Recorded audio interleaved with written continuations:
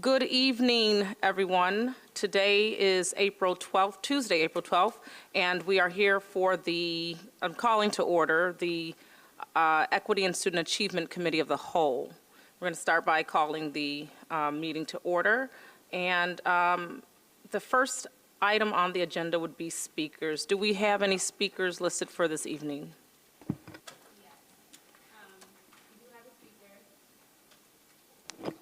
We have a speaker, his name is Ray Lamore, a community member, talking about resolution number 2021-22-522 about school calendar. Okay, thank you, Charisma. Mr. Lamore, when you're ready, please welcome yourself to the podium. Thank you.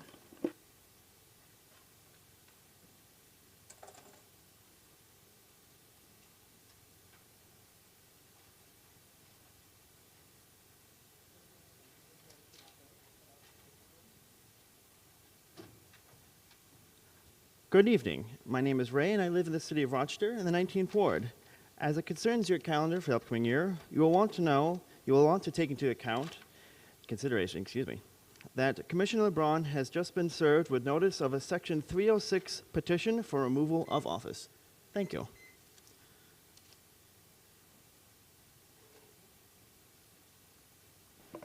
All right, that's the only speaker, and there were no comments. Let me turn this back on. No comments on the agenda for this evening. So we're going to move forward. And taking a look, we'd like to review the acceptance of the minutes from the March 8th Equity and Student Achievement Committee of the Whole meeting. Motion to approve those minutes. Do we need to motion for that? Motion. May I have a second? Second. Okay, thank you. And meeting minutes approved for the March 8th Equity and Student Achievement meeting minutes. Say all in favor. All in favor. Are there any points of discussion regarding those minutes? Okay, with no discussion, we will move forward. That passes. So All my voting is not available. Okay, and that's going to come up on board docs, Charisma? Yes. Okay, I'm just looking for that to show up. Yes, we did. Okay. I still don't see my voter. Did it pop up for anyone? Oh, I'm not logged in. Whoops. I don't see it either. We might have to re-log in. Yeah. Yes. There it is. It's there now.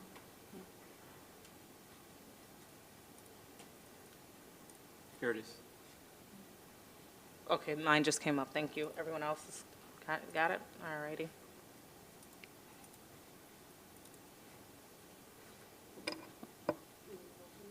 Okay. All right, we're all set. All right, thank you so much, Charisma. So moving forward, we're going to go into the resolutions. Let me open this up here. We have Resolution 529. I'd like to make a motion to consider, or I'd like to entertain a motion to consider Resolution 529. So moved. I'm actually going to request for 529 to go into executive session so that we can get a better understanding of why there is a request for an extension. Okay. And any other points of discussion for 529? Okay, we're going to push 529 into executive session so that we can further discuss this particular resolution. Moving forward, I'd like to entertain a motion for Resolution 530. So moved. Second. Any points of discussion for Resolution 530? All in favor? Aye. Aye. Any nays? Resolution 530 passes.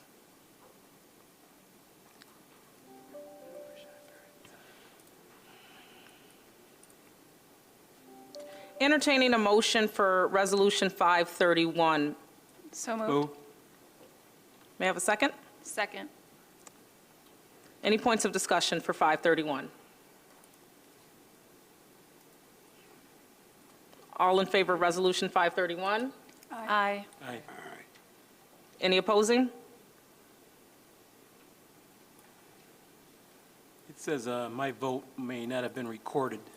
Okay. Did you hear that, Commissioner Patterson said his vote is, the screen is showing that it may not have been recorded? For 531, Correct. see, it shows you as responding yes. She does have it. Thank you. Moving forward, I'd like to entertain a motion to, for Resolution 532. So moved. Second. Any points of discussion? All in favor of Resolution 532? Aye. Aye. Aye. Any opposing? Okay, we'll wait for the voting box to pop up.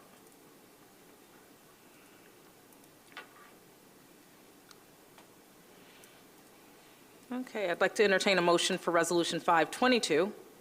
So moved. Okay, any points of discussion for Resolution 522? Yes. Okay. If the administration can point out the changes that were made to the calendar.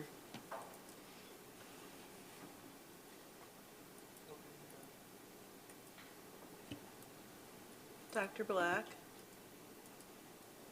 Can you address the calendar changes, or should we go with Dr. Miller? Dr. Miller, okay, great, thanks. Good evening, Vice President. So the changes to the calendar, the feedback that we had received from the board at the last meeting was to make clearer the actual testing dates in April and May, and then the makeup dates.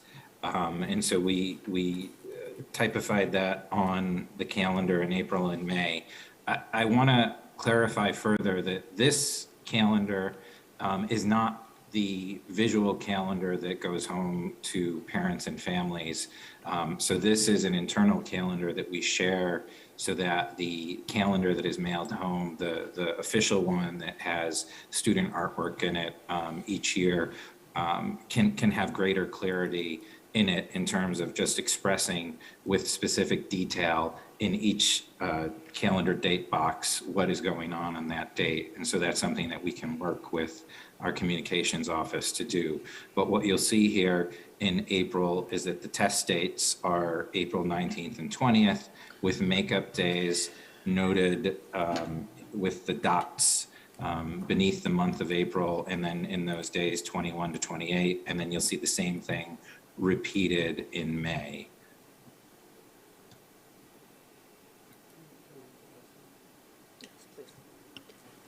So I just want to ask, because like last time when we discussed the calendar too, if we look at May 1st being a superintendent's conference day, and then the next 2 days, it appears to be New York State Regents exams for third grade through 8th grade for ELA and math assessments. The concern is, again, having a superintendent's day so close to testing, I would imagine that it would be more beneficial for kids to be in school, kind of doing another practice run before they actually have to take the test. Because then what you have is kids coming back after a long weekend to then go into a testing mode. Well, certainly, students will, the students will be, they'll be testing on the 19th and 20th largely. The other days, 21 through 28, are really for makeup days. And so the majority of students will be in normal instruction with teaching and learning on those days. And we really, the first is unavoidable because it's the only time between the two testing periods where we have to ensure that the exams are scored, because there is a scoring window that the state sets as well. So that's really unavoidable, unfortunately.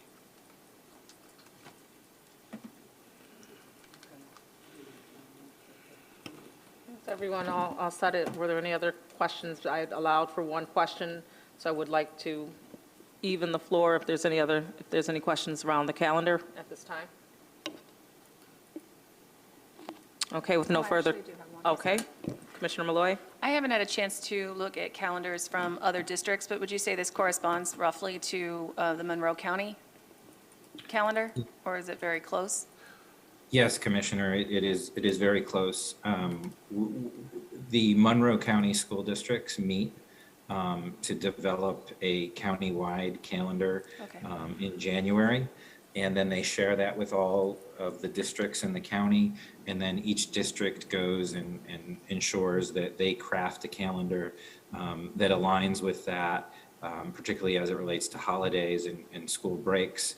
But each district may have certain particulars relative to their Right. contracts in terms of number of days. And so we align to that, and we are largely aligned with the rest of the districts across the county. Great, thank you so much. Okay, thank you, Dr. Miller. So for Resolution 522, we've had our points of discussion. All in favor of Resolution 522? Aye. I'm sorry, do we need a separate motion and vote to lift it from the table? Yeah, I think that is separated out, so thank you for pointing that out, Commissioner Powell. This is the Resolution 522, the motion to lift from the table to approve the So calendar. moved. Thank you. Seconded. Thank you. All in favor? Aye. Aye. Aye. Any I'm a nay. opposing? Nay. Nay. Okay.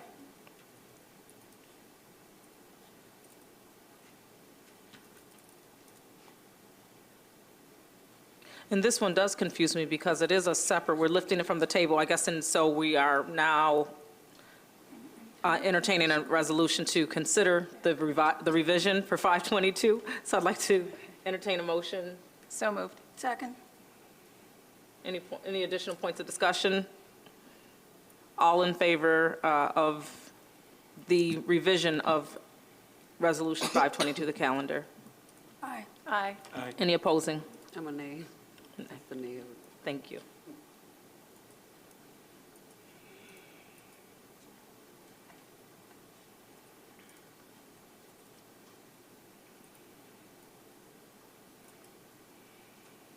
Waiting for the voting box.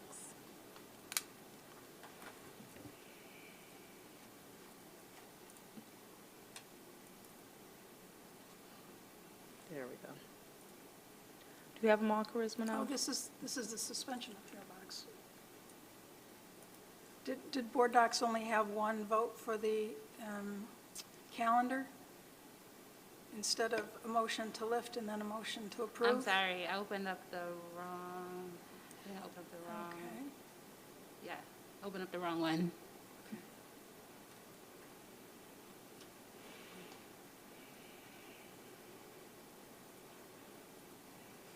But I can take the votes manually. From what I understand, Vice President LeBron was the only one, commissioner who is saying no. Everyone else agreed and said yes. Okay. I can do it manually for this one specifically. Okay.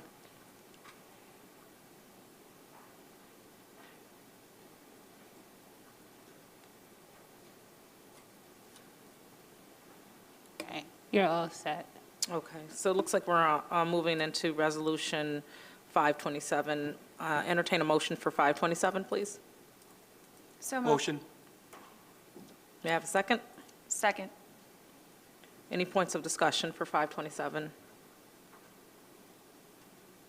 All in favor of Resolution 527? Aye. Aye. Any opposing?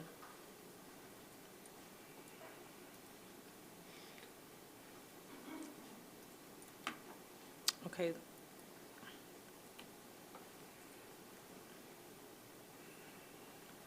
Okay, so moving forward, we have Resolution 527. Again.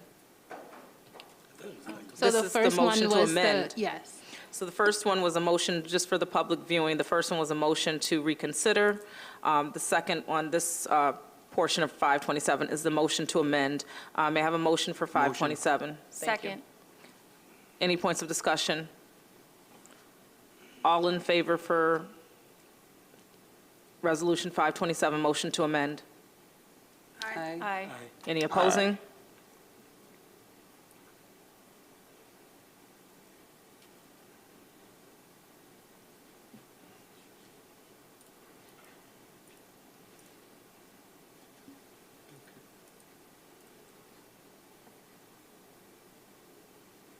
Okay. And finally, we are looking at Resolution 533, motion to entertain Resolution 533. So moved. Second? Any points of discussion for Resolution 533?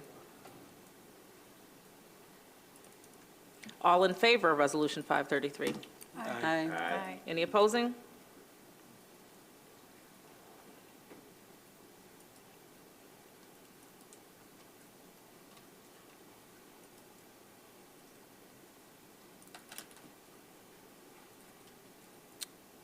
Okay. Thank you. That concludes our resolution portion of the agenda. We're going to move forward into the discussion items at this time. And so we're going to ask to bring forth teaching and learning updates from Deputy Superintendent Dr. Kathleen Black.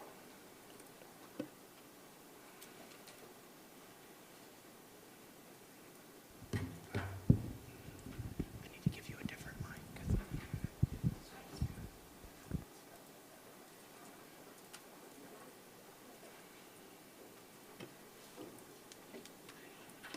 Good evening, Dr. Black.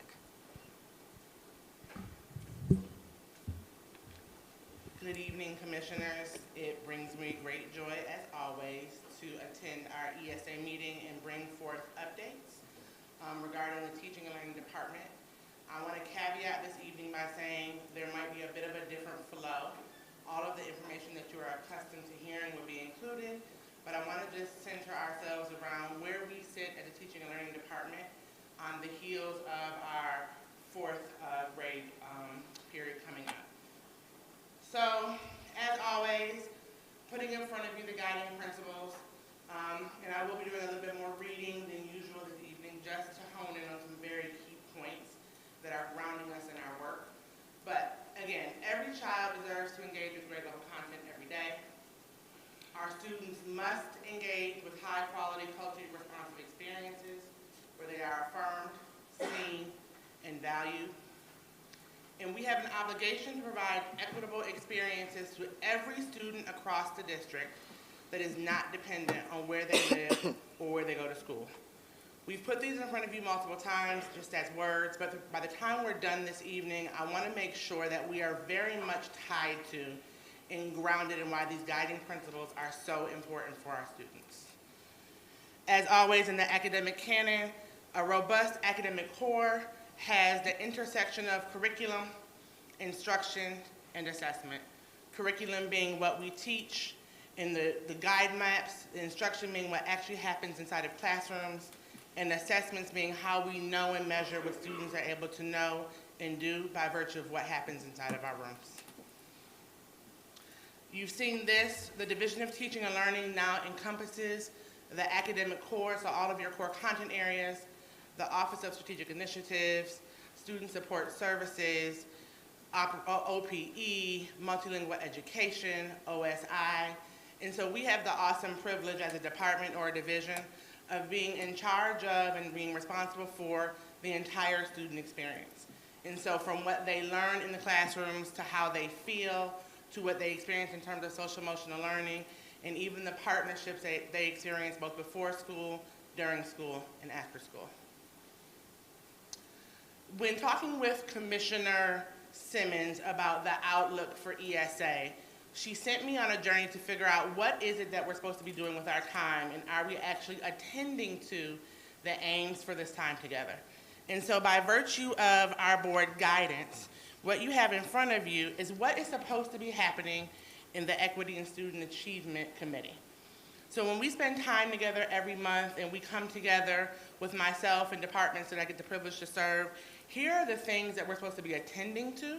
And I wanted to put them in front of you to really focus our energy this evening on the first bullet in this list, which is works to advance student achievement. And I put this in front as what we're focusing on tonight because we really want to think about what we are doing intuitively inside of classrooms to advance student achievement. And that very much is grounded in those guiding principles, which hinges on the importance of grade level access. I also want to kind of shift the narrative of how we're coming together in this space. We have heard us use unfinished learning for a long time to attend to what we know students have experienced during the COVID experience. We have been very deliberate to not say learning loss because learning loss assumes that you cannot get it back. When you lose something, you assume that you can't get it back. And so I'm lifting up the notion of unfinished learning, because unfinished learning gives you some sense that you can continue to grow and build. And I think that it's very important for us to really understand the potential that our students have to grow and build. They did not lose during COVID, it was just unfinished. And to say that there was learning loss assumes that students who, even though they weren't engaged in formal education in the same way, they didn't learn things. And that would not honor and lift up what students were able to experience during COVID when at home with their families doing other things. There was indeed learning there, even if it wasn't from our formal structures. The other thing I want to kind of lift up is remediation versus acceleration. You've heard us talk about acceleration. The idea of putting grade level and content in front of students, irrespective of their level, so that they are able to access and engage with grade level content, versus saying they are not at grade level yet and therefore they don't deserve access to grade level content. And that final narrative shift is from recovery. We are not recovering. We are renewing and pouring back into the students that we get the privilege to serve. And I'm being very explicit about how we speak about our students and the messages that they need to hear about the potential that they have inside of our classrooms. That right side of this list is coming directly from a report from Curriculum Associates that says how we as districts need to deliberately attend to responding to unfinished learning. And I'm calling those things out because you've heard me talk about them, and you've heard me mention them, and they're in our guiding principles, and you've also heard a significant amount of feedback from our stakeholders and our constituents about the changes or the adjustments we're asking folks to make. So those 5 things that districts need to do intuitively to respond to unfinished learning, or in our case, respond to the fact that we have 90% of our students who are 2 years or more below in grade level engaged K through 8 as a result of our IRD data. We have to ensure that our assessments give us clear and actionable data. We must choose high quality, rigorous curriculum. We must set ambitious and attainable goals for our students. We must prioritize coherence, which means that we have to be able to put a through line from our entire academic program to see that what we learned this year is connected to what we learned next year, what's connected to what we learned the previous years. And finally, we have to engage students, which is tied to seen, valued, affirmed, no matter where they are, no matter where they go to school. But I want you to think about the importance of unfinished learning as you now hear our team come up and talk about the work we're doing in service of working to advance student achievement, which is the first earmark for what the ESA committee is supposed to be doing.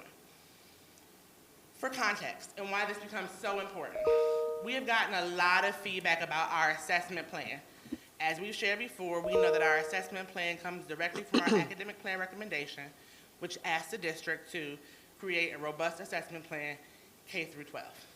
We are in the first year of that work, which means that we've rolled out assessments to a couple of folks that are not as jazzed about them right now as they should be. We're disrupting comfort because for the last 2 years, we haven't had the ability to have a comprehensive assessment program, which means that teachers have had the opportunity to use their own decisions around assessments, and this is the year where, as a district, we're doing some assessments. So in a conversation with the RTA, which has been a partner in this work, they asked me to consider removing some of the assessments that are not mandated nor useful because they are causing stress to our students. And I'm gonna say that I had an immediate reaction to removing things from students because they are stressful. To me, that talked about expectations. And so we'll talk about it a little bit, but I wanted to put that on Front Street so you understand as a body and as a body that's listening why the conversation around expectations and summarily assessment becomes very important. Our response when the RTA asked us to remove some assessments was, we will continue the assessment plan as outlined for the remainder of the year, meaning that all the assessments we called out, we're gonna continue. We weren't backing off of that. Why? Because we need to know what students know and are able to do against a credible system that we can compare against schools, compare against each other to determine as a curricular department what we do differently. When we shared that information, and if you have privy to the RTA's updates, one of the things that came out behind that is that we as a district are over-testing, which we could have a lot of conversations about, but again, our aim this year was to get a baseline set of data about our kids so that we can make decisions about what they know and are able to do. In addition to that, the narrative that was also added was I accused teachers of tolerating student failure for so long and lowering expectations. So here we are. We sit in a district that at last state testing, we were at 13% proficient K-8. That our graduation rate was at 68%, now we're at 70. And we know that we have students attending to K through 12 testing this year that in lots of places have never seen it. And we're talking about the idea of expectations. Uh-oh, what happened? So I'm gonna skip this slide. So I'm gonna take you a little bit into research, which I never do, but I thought that it would be very, very important to tie what we do as a district, what decisions I'm making as a leader who gets the privilege to work with our schools, and kind of the research that grounds it. And so what you're gonna hear me talk about for about the next 5 minutes is something called the opportunity myth. The opportunity myth was a study commissioned in 2018 by an organization called TNTP. TNTP is a national nonprofit that supports in all facets of schooling, and they do a biannual report around the area of concern around schools every other year. In 2018, they did the opportunity myth. And in this study, they partnered with 5 diverse school systems. They analyzed more than 20,000 work samples. They reviewed nearly 5,000 assignments, observed in classrooms 1,000 lessons, and collected 30,000 pieces of real-time student data. In this study, students who participated in those 5 districts wore watches, and every so often they were prompted to give feedback on about what was happening in classrooms. Here's what the study found, and I want you to pay close attention to the study and then make some connections to what is actually happening inside of our classrooms. So in that study of the teachers that were surveyed, 82% of the teachers said that the content that was being provided, the standard that students had to reach, were right. So the information in front of them, the standards, 82% of teachers in this study said, these are the right standards. This is the right stuff that the kids should be learning. 42% of those teachers, same teachers, said, this stuff is right, but the kids in front of me, it's not right for them. So I want you to think about that. The standards are right, but my kids sitting in front of me, 42% of teachers said, these standards are not right for my kids, which is important around the expectation. I'm gonna keep coming back to that expectation word. Additional data. Classrooms with mostly white students tended to have 54% more grade level assignments, have 4 times more grade level lessons, and 23% of the students in those classrooms viewed the lessons as more engaging, compared to classrooms with mostly students of color. Again, I'm gonna ask you to picture our classrooms. Who's in our classrooms?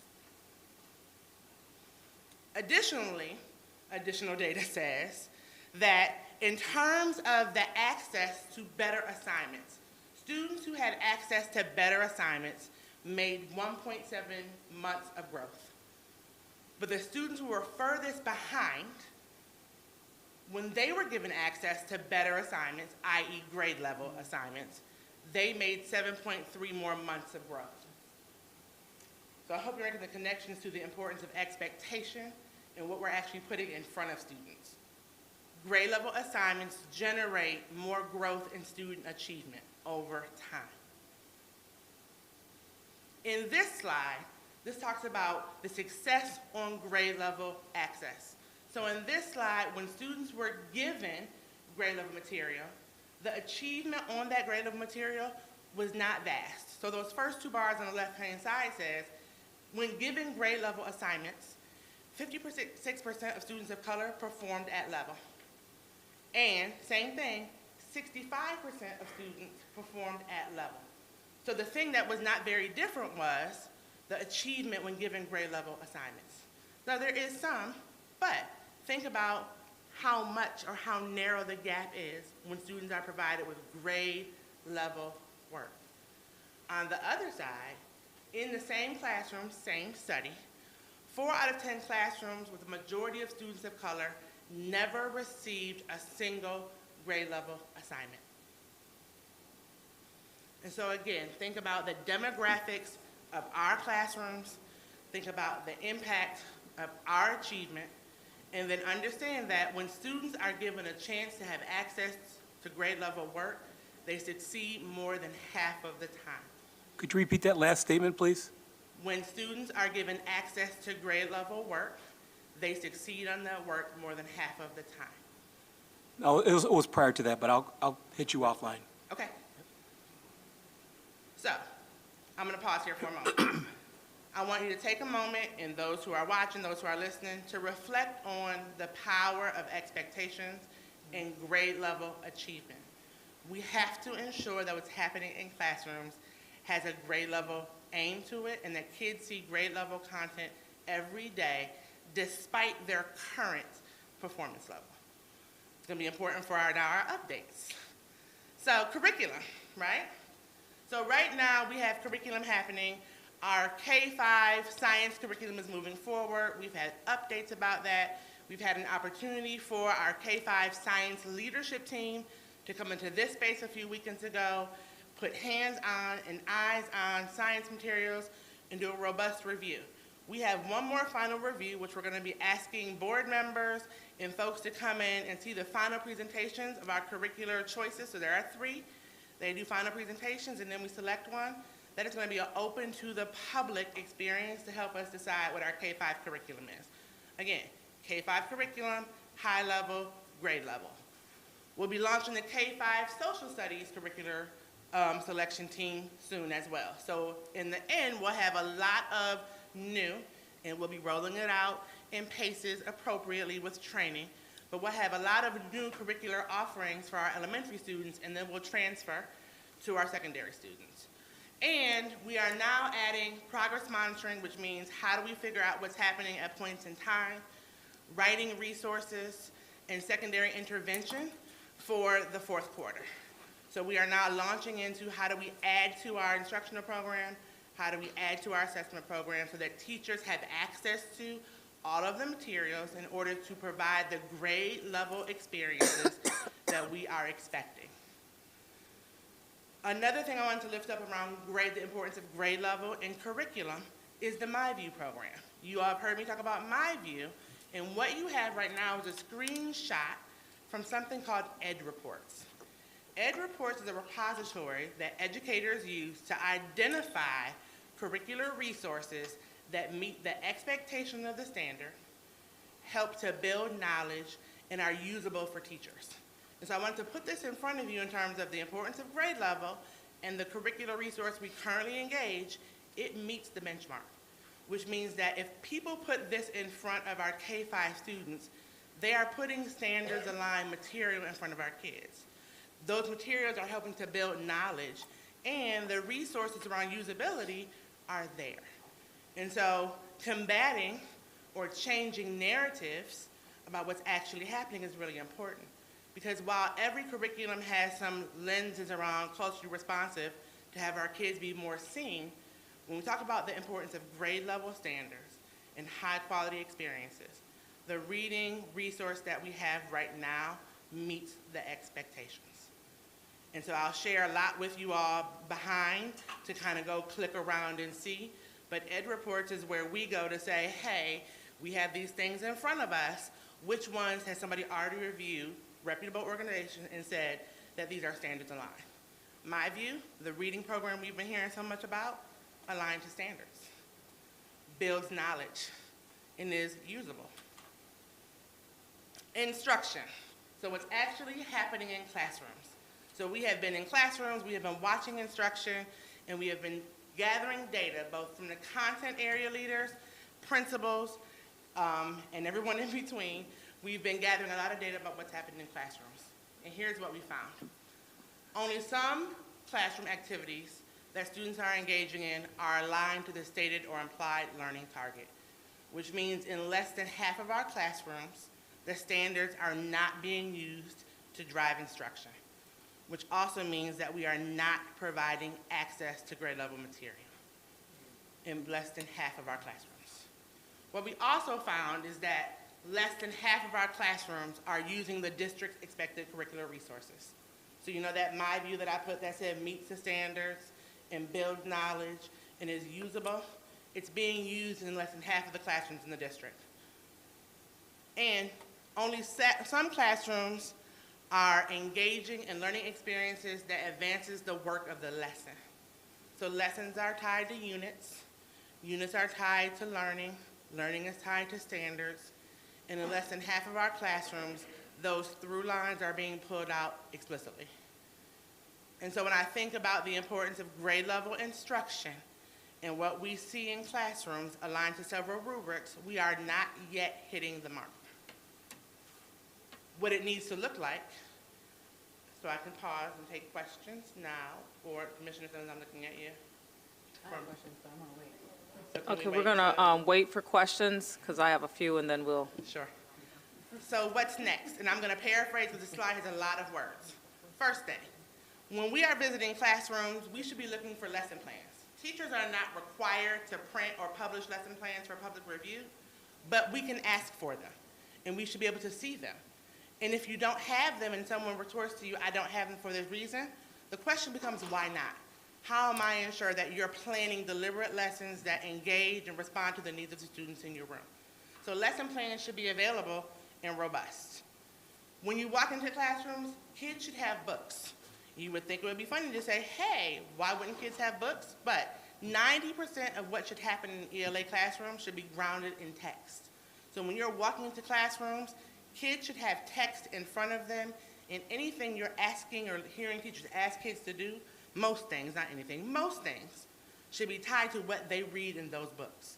And if they can't read it, you should be looking for access points. How is it being read to them? How is it being recorded? How is it being broken up?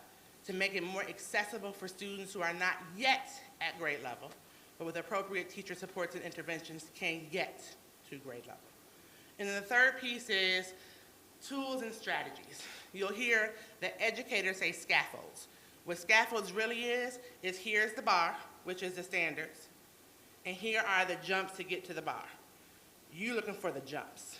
How are you providing access to the bar? You're not looking for this, which is lowering the bar. And in more than half of our classrooms, this is what you're seeing. The bar is being lowered. And what I want us to see is that the bar is being held, the grade level standards, and you see points of action that deliberately builds kids to reach the bar. It's a very important construct around the idea of expectations in that 1.7 versus that 7.3. iReady.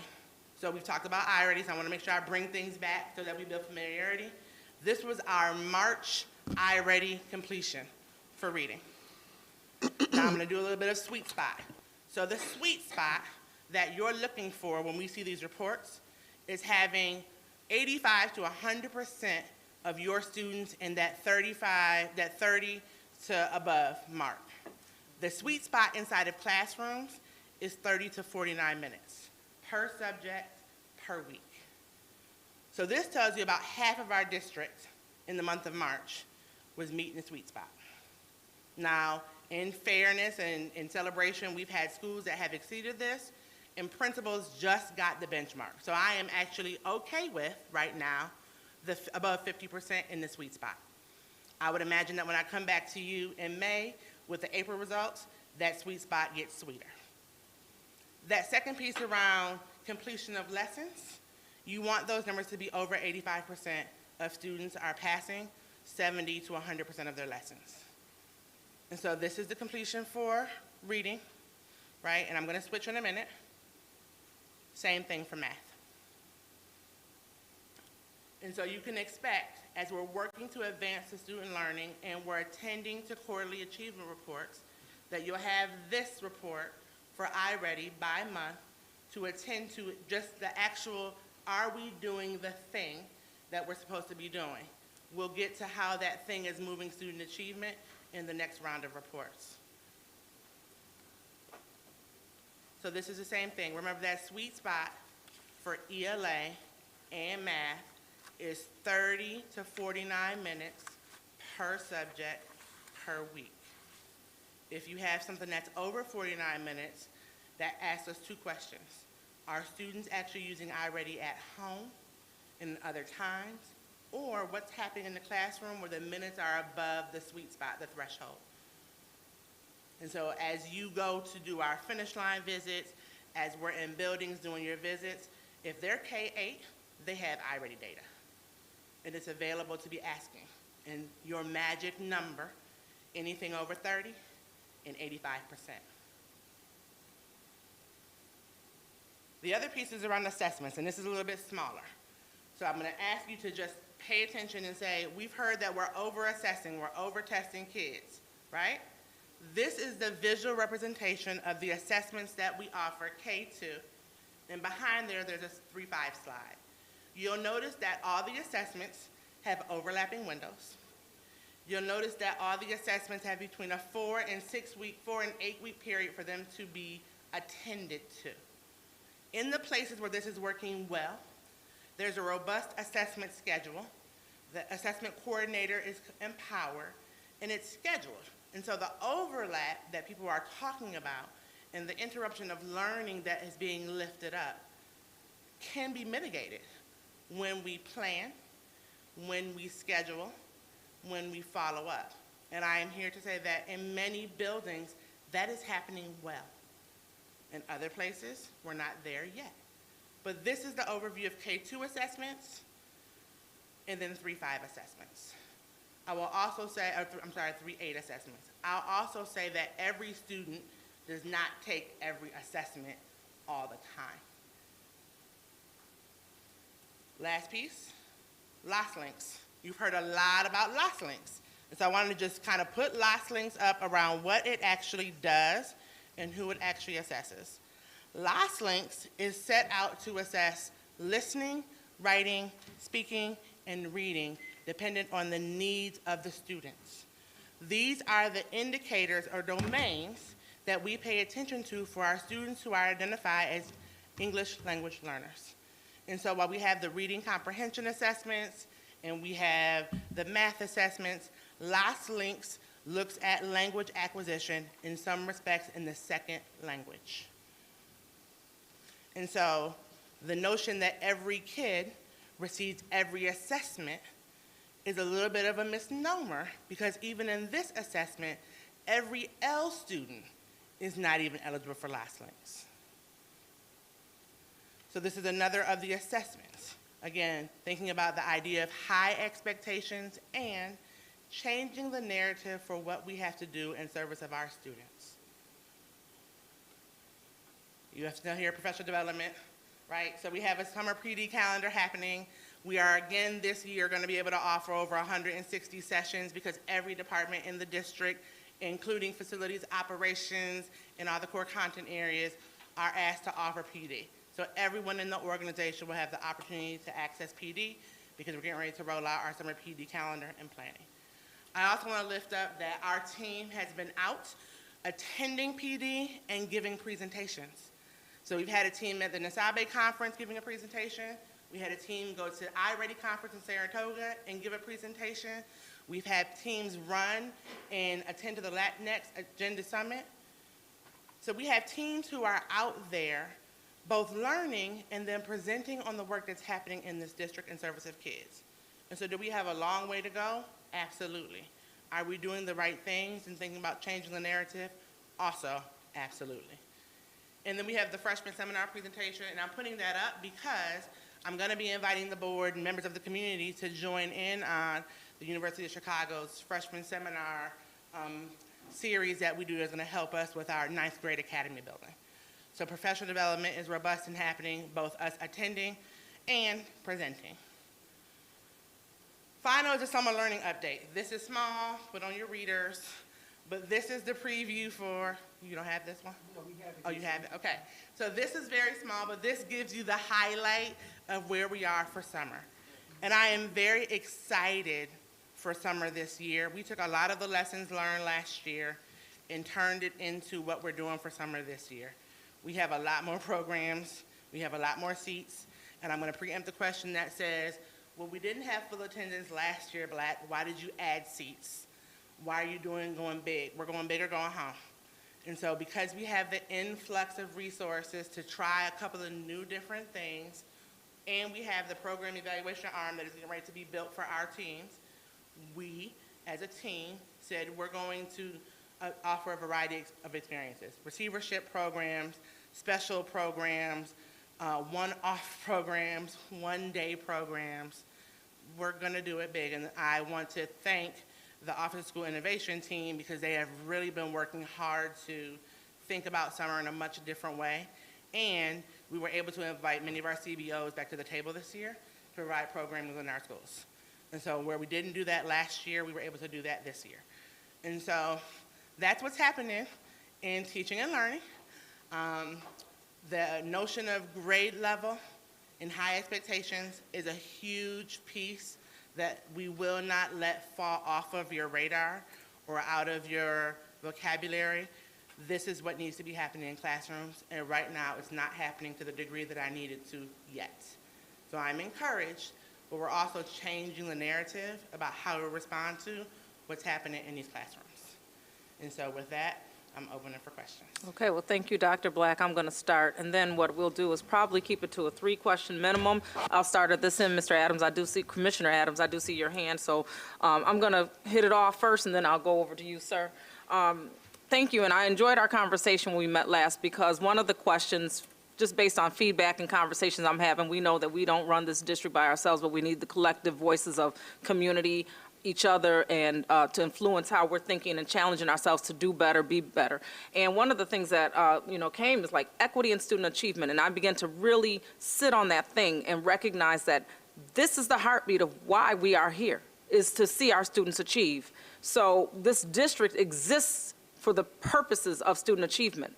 And the question was posed as to what exactly and how are we defining equity and student achievement, and how are we living that in our day-to-day outcomes? How are we showing how we're lifting that? And so I appreciate you doing that. We want to align that with our strategic and academic plan and be very intentional and explicit about the things that we are saying and doing.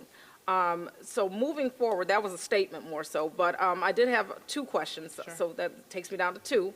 Is the assessments that you did show, I know that at this point you're developing a baseline, because in order to continuously improve and figure out where we need to go, we need to know what our baseline is. So is it safe to say that some of these assessments, well, I'm sure they'll be ongoing, will they lessen over time, or will they continue as is, or what will that look like? I want to be mindful to manage expectations and not make any promises. Yes. I think that as we figure out the data and figure out what data gives us the same type of information and different information, we'll be able to streamline our assessment plan better.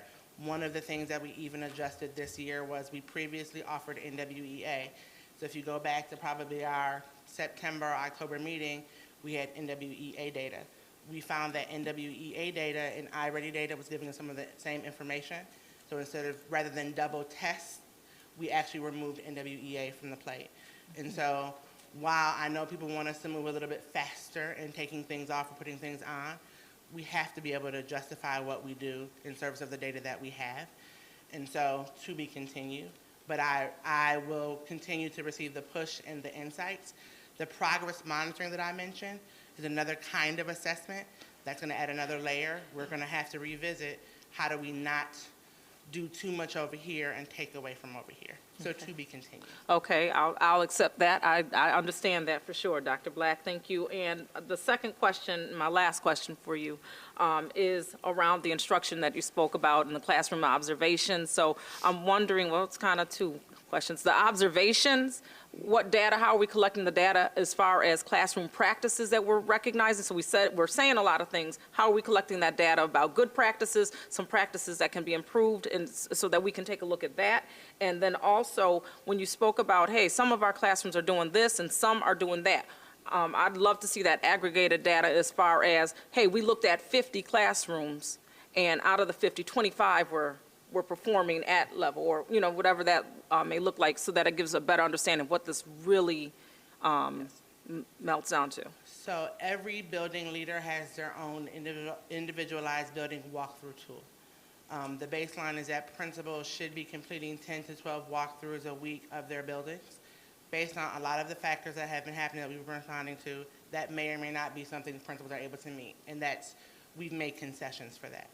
Additionally, school chiefs do walkthroughs every week with their principals, and they have their own tracking tool that they capture what's happening in classrooms and actually capture the work that's happening with their principals around principals driving instruction. The third thing to that is all the content directors maintain their own trackers against the walkthrough tools that we gather, and so we will pull together some aggregate data for you. The 3 indicators, so when you go back and review the debt, the indicator language that's there that says only some are advancing the work of the lesson comes deliberately from a tool that we're using to calibrate our instruction. That also comes from TNTP called the Instructional Core, and that language around what we're seeing in classrooms has been measured against that tool. So we'll provide both the aggregate data and the actual tool that we're using, not as an evaluative tool, not to go give anybody any kind of plans, not even at this point to give feedback, but just to make sure that when we walk buildings with diverse teams, when we talk about what we see, we're using the same language. And I'll be more than happy to share that with the board with some explanations, a little bit of summaries about what you're looking at as addendums to these conversations. Right, and those school buildings will have that understanding of what they're being assessed or what's being looked at. Okay, Absolutely. awesome. Thank you for that. I've taken up the time. Commissioner Adams, thank you for your patience, sir. Yeah, I'd like to go back up to the opportunity myth. Yes, sir. This 82% and 42% is really confusing to me because they're like conflicting, it's like a conflict of interest. To me, the 42% is the only thing that we can be looking at, because if you say 42% of the teachers say that this standard works for my student or only, how do you get to 82%? Because that means they're counting stuff that don't work for their students. So I'll add a little bit. What it is also saying is that these standards are right.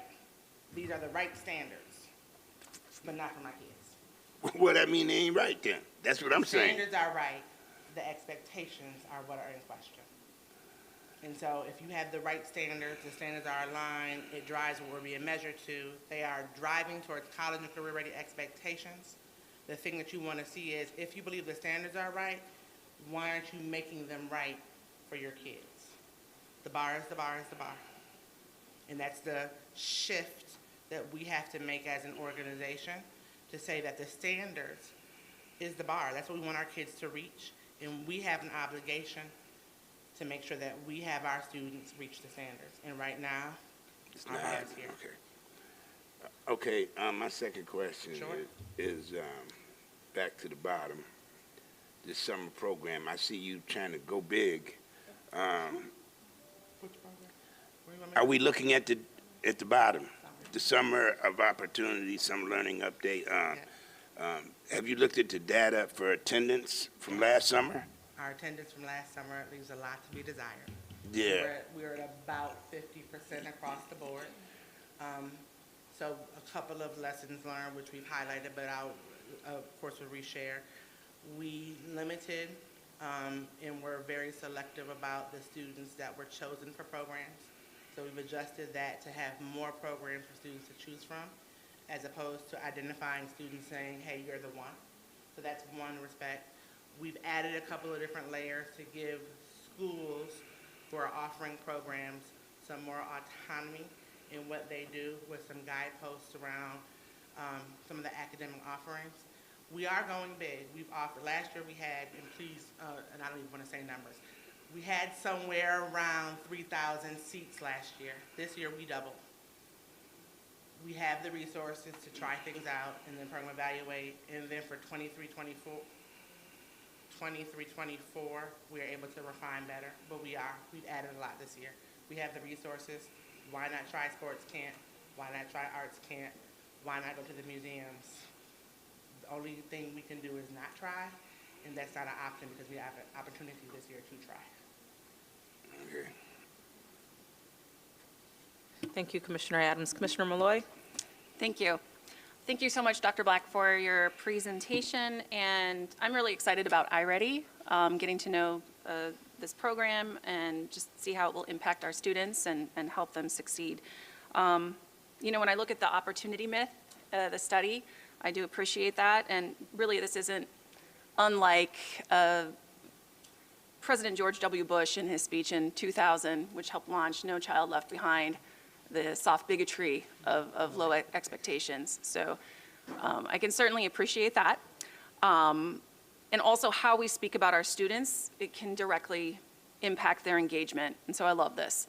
I do want to caution that also, as a teacher, how we speak about those who are working with our kids also matters immensely, especially after such a rough 2 years with COVID and people already feeling pretty overwhelmed as educators. So I think want to caution just language maybe that we use to help bring people on board. I don't think that anyone would argue that we need to have high standards and a rigorous program for our students, but helping get people on board, the soft language perhaps, is always helpful.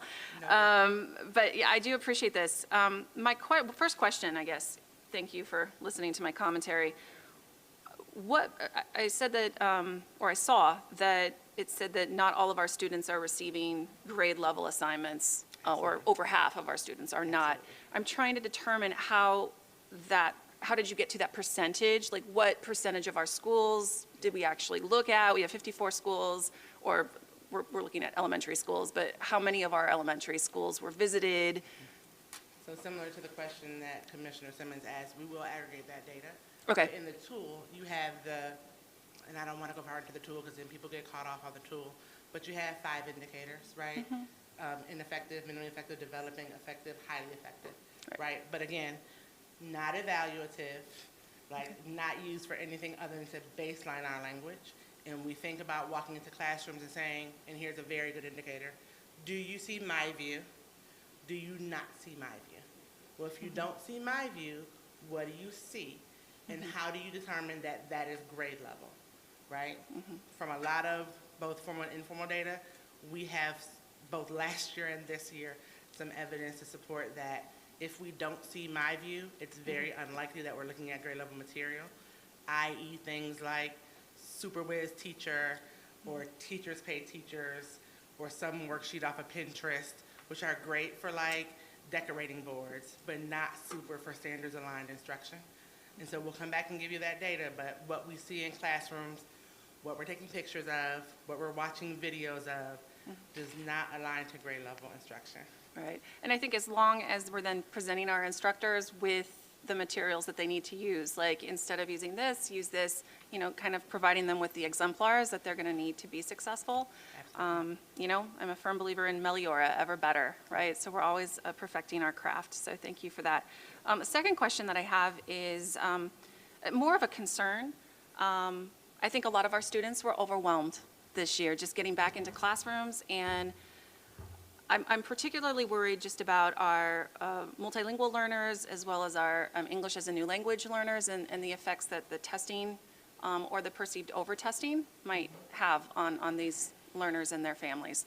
So if we're cognizant of that, I don't know how we're handling that as a district, but it's always a concern that I have. Finally, just in terms of the finish line reports, you spoke about those, and I know that those have started back up again, and I'm looking forward to visiting as able, because I'm usually in the classroom with my own students. I wasn't able to go to the most recent one, having been out of the classroom at a conference for 3 days straight. So I wasn't able to make the most recent one, but I did look at the finish line report, and I'm assuming that those reports are the same across the board for all of our schools, or similar data is being presented. Yes. So I guess it's more of an observation/concern in that I noticed, and I'm not talking about particular schools here, but I noticed that for the achievement for ELA and math, it included levels 2, 3, and 4 in the goal, right, or the achievement goal. And I was a little worried about that because level 2 is not passing. Levels 3 and 4 are passing. And if we're including that level 2 in that final number, it's a little deceptive in a way, because what percentage of that final number is actually students who are passing in our schools? If you have a number that says 80%, right, is the goal, but that's levels 2, 3, and 4, you could have only 2% of your kids may be at that level 4, or maybe only 5% of your kids at level 3, which means the vast majority of kids are then failing. So I would love to see those numbers disaggregated a little bit more in the finish line reports so that we're getting a more accurate picture of our students' achievement. So thank you. Thank you. Okay, thank you, Commissioner Malloy. Vice President LeBron. Thank you. So a couple of questions and comments, and I'll keep them to 3. One, I just want to caution around the opportunity myth, because it's a study I've never heard of. I did go and Google it and pull out the actual report and pulled it down to kind of look at also their appendix and which schools were selected for that survey. Our CSD was not one of them, so I just want to caution that we're taking data from another district and trying to apply it as if it's our own staff. So I just want to be very clear. It is some alarming data, and there's other points to be made in the report itself, especially since it was kind of geared towards school kids who were graduating and going into remedial courses in college, which has been an ongoing conversation even here in the Rochester community that we have to own as well, that kids are going to MCC and then going into remedial and using financial aid. But it is not our study. Correct. So I just want to be clear on that. And the other piece just related to that is you made a comment around lessons plans being posted, and I do tend to visit a lot of schools. I don't often advertise the schools that I'm visiting or post pictures because I really want to just kind of go in and see. And I also have my own system for how I visit schools. But I've actually never entered a classroom and not seen a lesson plan posted. So I just want to put that out there because, you know, there are comments being made, and I don't know if you've gone to a school or to a classroom, and we can talk about this off record. But I would love to see that. But for myself, and I do look for those things, just curious, just as myself, as someone who has had to prepare lessons plans week by week and roll out curriculums, especially someone who taught children's leadership for a number of years, right? We plan those things. We know every single week what we're going to be doing with kids from all ages. So just wanted to bring that up and the comment around the expectations. And I almost get and this is my opinion, that raising the bar, I don't want to say that our staff have low expectations, but they also cannot will kids to a level that they're not at. We can't will it there. And I say that because I have gone to lots of after-school programs. My own daughter participates in one, and I've seen kids in 4th, 5th, 6th grade can't read at kindergarten level, and these are our kids, and it's heartbreaking. And people have pulled me in those after-school programs to be like, go in that classroom right now and go listen to those 6th graders struggling to read a 1st grade book. And so I hear what you're saying too. On the flip side of this is that we have to have this expectation that kids can, but when they can't, I'm more interested in understanding what is the plan to get them there. The other piece, I am going to push back on the L testing, and I know we briefly talked about las links, and that there is a reading and listening and verbal component that iReady does not have. And I will say, you know, the feedback also, it's not that staff, for me, when I go to schools, and also even from my own daughter who does like iReady, and she does talk about it, and she likes it, but it's the fact that the rollout, and I've seen this in this district multiple times, the rollout. And so even central office can have a great idea, but then how that trickles down from, you know, the top to the mid-management, even at central office, from mid-management to principals to teachers to staff who actually have to roll this out, it's often links that are broken in between. So I do want to quote some things here for the links if you want to respond to them. Because every board member has received a last links presentation, and we have had staff come out and speak out around it, and I want to acknowledge and uplift that staff have done these things. One of the things, you know, we have said that students are being over-tested, and even your own presentation, you literally showed a map that had from October to July, every single month, there was going to be some sort of testing expected for schools. So I don't even want to say students, right, but the schools, whoever is implementing them, every single month for the entire year. Kathy, I don't want my daughter, Dr. Black, respectfully, I do not want my own daughter over-tested, and she is a student in the district, and I want her to be able to go to school and also enjoy the social emotional pieces that she has been missing for the last 2 years because of COVID. But some of the things that have been mentioned is staff in particular, many E&L teachers have been pulled to substitute and therefore have not seen the students on their caseloads as much as they should. There's too many assessments being implemented. These are things you already heard. And some of it is the fact that people were not staff was not trained completely on the administration of this assessment. And that can be frustrating. And I would like to understand what is the training plan. I see that you have some stuff for the summer, but when you roll things out and folks don't feel ready, I can see that that's additional frustration as they themselves are trying to learn and navigate and then have to implement it to students and then have to still manage other kids in their classroom who this may not apply to. I'll stop there. Go ahead. So received.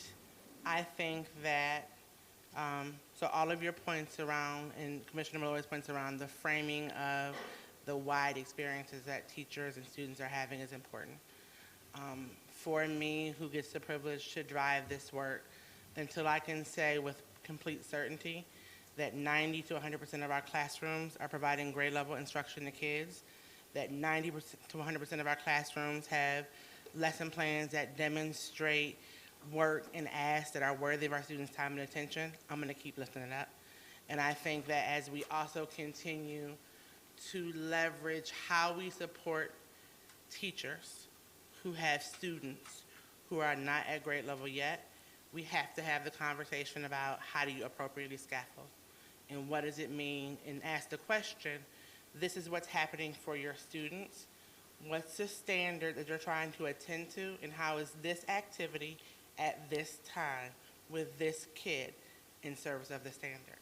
And so when you're visiting buildings, ask those questions. When parents are visiting buildings, what's the grade level expectation, right? What are you trying to get to, and how is this thing you're doing right now the right choice for that kid, this group of kids, in service of the standard? And I would be very comfortable in standing here and saying to you that that is not deliberately happening in more than half of our classrooms every day for every kid. I am extremely comfortable with saying that. And part of that is we haven't yet had a critical mass of our teachers who feel comfortable in navigating the space between the grade level standards and the scaffolds that are appropriate. We haven't done it. That's the work we're doing. But there's a piece in here that the teachers and whomever, so I'm not polarizing teachers, but the people who get the privilege to service our kids every day have to believe that the kids in front of them deserve access, can do it, and then they provide them access. And I'm also comfortable in saying that that is not at 90 to 100% right now. So we can always have the conversation. We can always push. I think that as much as you are visiting buildings, we're visiting buildings, looking at lesson plans, looking for actual books in the hands of kids, listening for the questions that kids are being asked will be very enlightening around what is happening, and if what is happening is attending to the expectations that are grade level, which then get to President Elliott's vision of best district in the world, where all the kids are college and career ready. If we don't make dramatic shifts, we won't get there. I just have to follow up, though, on this dramatic shift, but it cannot be just an expectation, a will. That's what I'm trying to understand. And then if the staff are not receiving the proper resources and the training, we can't just slap it on staff and say, hey, here's a new assessment, here's a 2-page sheet on how to navigate this system online, good luck, and talk to your principal, and then the principal is not getting the support that they need. And I don't know if that's how it happens, but I have seen emails around some of these things. But I just want to push on that piece, and then also the testing every month from October, this calendar of testing. And I hear what you're saying, the staggering, and I'm like, this would probably work in an ideal situation when we don't have staff shortages and teachers who are out for a number of reasons. Some are personal, some are COVID-related, some are kids quarantine COVID-related. So under a normal circumstance, I could see, I don't know if I would ever agree to, again, I have to speak as a parent in this district too, for my own child, wanting my child to be on a schedule, that they're going to be over-tested from both the state and our local district. So I want to push back on that. But I cannot see where this would be, where this becomes the normal for our students in the district. And I have to push back on that. And then the last thing I do want to uplift is that in your last slide, you said students are going to be going to Fisher for summer school for 11th and 12th grade. Yes. For campus. I am a Fisher alumni, and I was on RTS for a number of, my entire 5 years that I went to Fisher. And Fisher only has one bus that goes out there, and it is extremely difficult to commute from the city on RTS to Fisher. And I want to be mindful of that as our students are getting bused there. If they miss the bus, there's only one bus in the morning. And then one bus in the afternoon, and trust me, I used to miss that bus and cry and call and beg people to like pick me up and take me because I needed to get to class and there was no other way, and we didn't have Uber or Lyfts. So I just want us to be mindful as we make these type of selections for our students, how our transportation system functions in the city for our kids who are going to be expected to get there. Thank you, Vice President LeBron. Were there any transportation supports for that? I want to make sure I speak with accuracy. Okay. So Let I us know will if there's any put that transportation in the support. question log, please, and we'll make sure to circle back. Awesome. Thank you so very much. President Elliott, did you have any? Yes, ma'am. Yes, ma'am. Thank you. So with regard to what the role is of the ESA committee, what I'd like to have included in that is that we have a part of that to be the academic plan of the state monitor. So I would ask, Madam Chairperson, that we include that as a bullet Yes. that we're hearing to the plan of the state monitor for Yes, academics. that was the conversation that we had when I started my comments. Respectfully, President, I expressed that just through feedback and conversations that is the direction we're looking to go in, aligning it with the academic plan and the strategic plan as well. So that is the direction we'll be going in. Thank you so very much. And so I want to comment about this teacher situation. The fact of the matter is that, you know, we got some great teachers, but we got some piss poor teachers in this district who are not interested in the high expectation of our children. And so let's just call it out. And they have been protected in the past by the RTA. And that's why we're in the position that we're in. So while I will honor and celebrate the great work that's being done by a number of our teachers within our buildings, let's just be real about it. Like I said, there's some piss poor teachers who are working in our district and don't want to cooperate with what we're trying to do with the high expectations that we're trying to put in place for our students. And so to resist that, for me, says that, you know, you may not be as interested in working with children and students of color, but see, if it was their children in the suburbs, you know, that would be all right for them. And so I just want to make sure that the expectations that they have for our children are the same expectations that they have for their children who go to schools in the suburbs. So let me just say, I'm going to call, if they need to be called out, we're going to call them out. Because our children, we see too many violent crimes on our street as a result of our students not being educated. And so, listen, this is from me, from my point of view, this is not the time to soft shoe when people are not doing the best that they should be doing and getting paid to do it. So I will just also want to put that on the table, and I'll have conversations with Adam this week or next week. So we've got to make sure that everybody is working towards trying to ensure that every child, to my vision, that every child in this district learns, and we're graduated 100%, and we got the #1 school district in this community. So, Commissioner Malloy, I have to, you know, just sort of take, you know, we have to disagree on that one, because we got to call it out, because they got to do the work. And so that's the other question. I wasn't in disagreement. All right, thank you. All right. So, but we're not soft-shoed. We don't have the time to soft-shoe. I'm just saying that. The other piece in terms of the summer program, I'm very excited about what's being offered for the summer. I hope that 6,000 students participate. If it's any indication about the field trips that were done in the past, that, you know, at the museum and those kinds of things, that, you know, our students would take the opportunity to do this.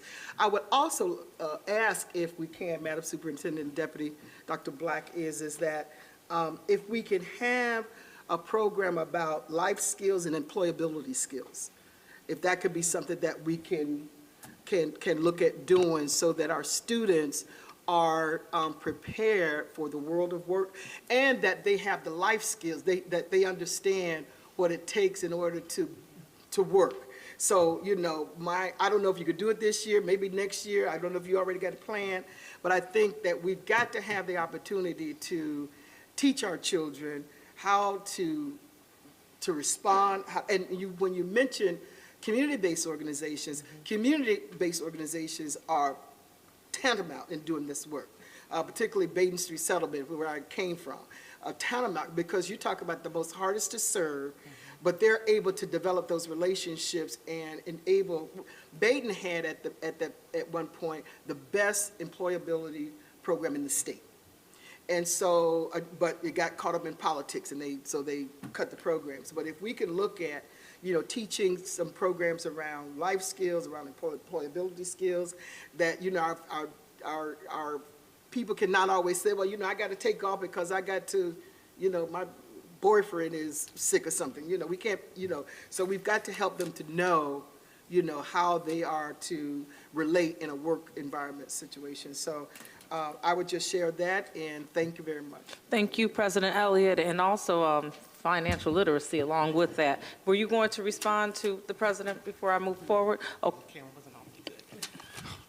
Good. Yes, and we can look at what programs. I do know that CTE is doing some things this summer with work-based learning and getting kids ready to engage and actually engaging with partnerships for our kids to be employed. And so we do have to make sure and check that if we employ them, that they are appropriately capacitated. It's got to be broader.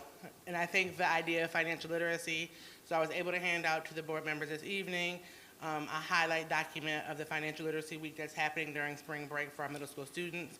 And so we are moving and shaking in those additional places for our kids. This is just the beginning around that work. That work continues into the summer. And so we'll make sure that a copy of that information is added to the board documentation so anybody can review it. And there was another thought, but it lost me for a moment. Thank you, Dr. Black. Thank you, President Elliott. And I hear the word more. That's what I'm hearing from you, more. Yes, ma'am. And so I'm going to move down to Commissioner Powell. Thank you. I'm on slide 18 or 19, either one for the viewing audience. And this is an open-ended question. Describe to me what iReady does. Does it literally count the amount of time the student is on their computer? So it does a couple of things. When students log on, it does capture the amount of minutes they are engaged. It does capture the type of lessons that they're attending to. It does capture if they've successfully completed those lessons. And you're able to, in smaller work sessions, we can have some time with the system or get some demo accounts you all can click around. But it does give us a wealth of information. This is probably the highest level information I can provide to you, but we can click down and get more. Understood. But the bar graphs are essentially a description of actual computer time. Yeah.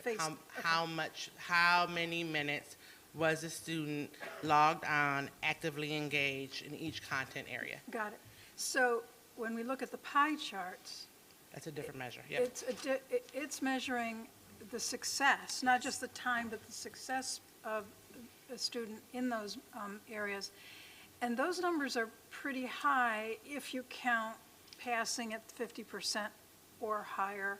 They're up into the 84% for the month and 79% for the year. But tell me, this is lessons passed.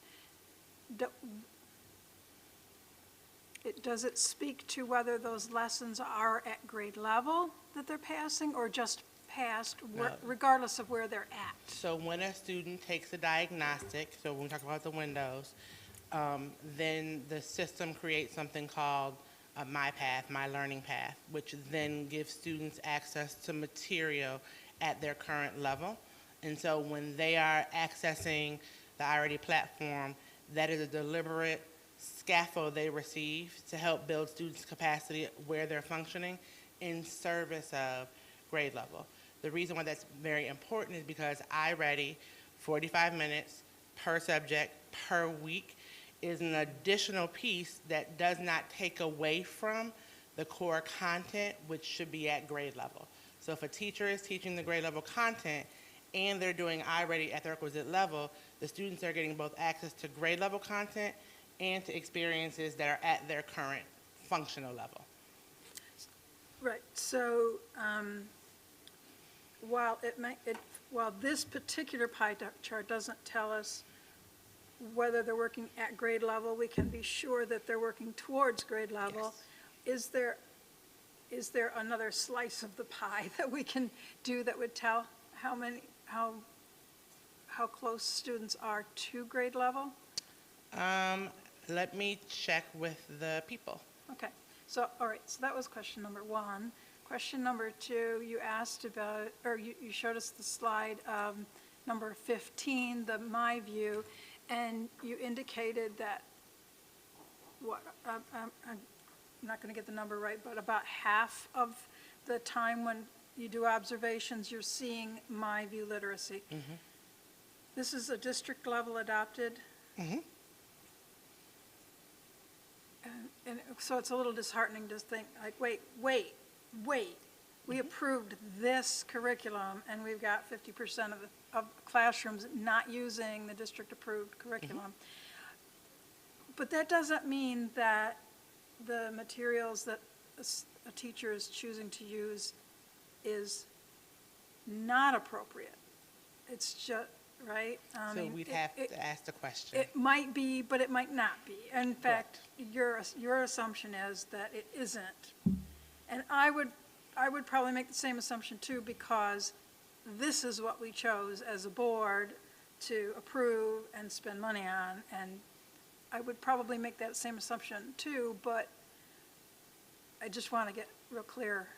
So, yes, assumptions are dangerous, right? And I'll name assumptions are dangerous. So we have to be curious in asking the questions. When you walk into a classroom as a board member, as an observer, as a parent, and you don't see text or you don't see things that look like My View, the curious thing is to say, what is it that my kid is actually doing, this student's actually doing? What is the standard they're attending to? And how do you know that this is the right material at the right time, at the right level? Right. So assumptions are, and I would name them, assumptions are dangerous, questions are better. Be curious about what we're actually seeing in classrooms. Right. So when you do visits and you see something that sends off the alarm bells, you notify the principal, right? Hopefully the principals are also doing 10 to 12 observations per week. Is it possible that there are schools with so many classrooms that means that not every classroom gets observed at least twice a year? I mean, it's possible. Okay. Probably not probable, but possible. If the principals are doing their job and they're deploying APs to do observations as well, every classroom should be getting observed. Describe to me what happens either when you observe or in your experience when principals observe and don't see what we're expected to see. My concern is that observations are happening and then what? Then nothing, right? That would be the worst case scenario in my mind if we're seeing problems on these observations and not taking action to correct them. So describe the corrective actions. So I think there's a wide range of responses to that. There's a question about to Commissioner LeBrun's point, has there been support provided to principal and teacher to be clear about the expectations that this is the material that should be being used? Is the material actually present, which was not a concern this year, but was definitely a concern last year? Why isn't the MyView material being used? Is there something else? And I'm going to sound redundant, so I apologize. Right stuff, right time, right kid, right material. There's feedback conversations that happen. There's lesson plan, lesson observation debriefs that happen. There's written responses that happen. So there's not one universal response to seeing something in the classroom that you have questions about. And I think that our leaders are doing a bang-up job, honestly, in building their skills and capacity to walk into classrooms, recognize high-quality instruction, and when they don't see it, provide corrective action. But those responses can be wide. Thank you. I think that's my 3 questions. Thank you so much, Dr. Black. Commissioner Patterson, do you have any questions or comments? Yeah, I'm going to keep it short. I know we have another speaker here. But I just want to applaud you tonight. Since January 3rd, since I've been in here, I've been waiting for these responses. So I applaud you for being honest and your transparency and just the answers, responses to a lot of questions that I did have. So again,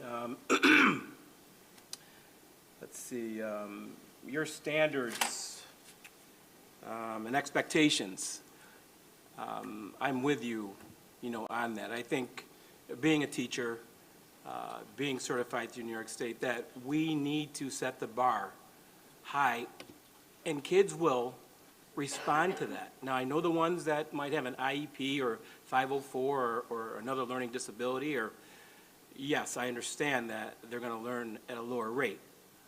But if our counterparts out in the county, if they can learn at these rates, I truly believe that our kids can learn at these same rates. So yes, I'm familiar with what happens in the home. I'm familiar with what happens in our community. But we have to stop making excuses, for our kids. Again, being in the classroom after COVID from September until January, my expectations were high for our students. And they rose to those expectations. So, when we speak of teachers, I'm here to support teachers because I'm a teacher myself. But again, I just want to applaud you for the transparency, for the honesty. I look back at that screen. Is it a myth?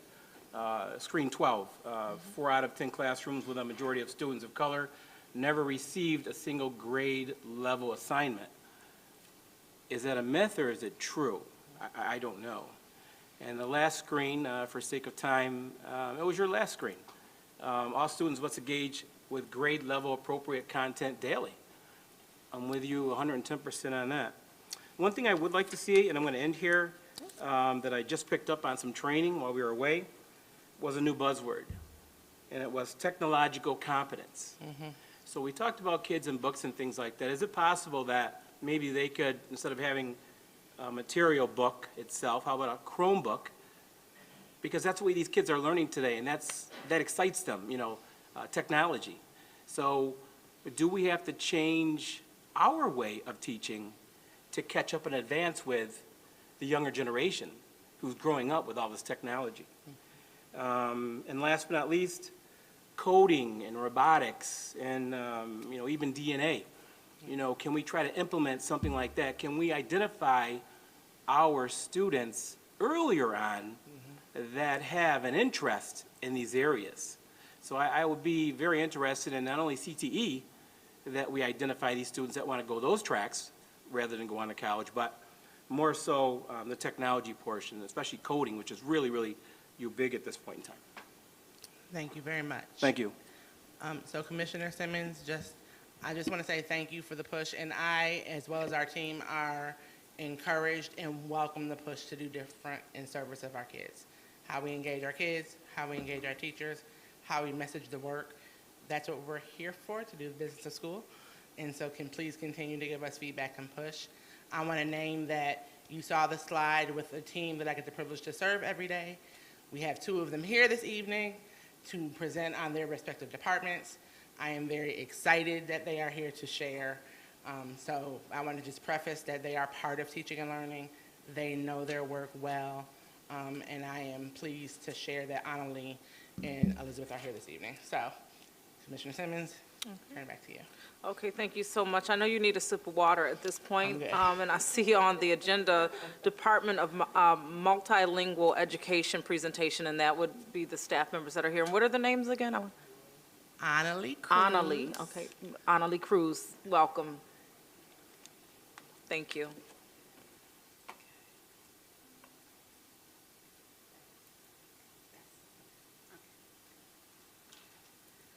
Good evening, Dr. Myers-Smalls and Board Commissioners. My name is Annalie Cruz-Pomni. I am the Director of Bilingual Education.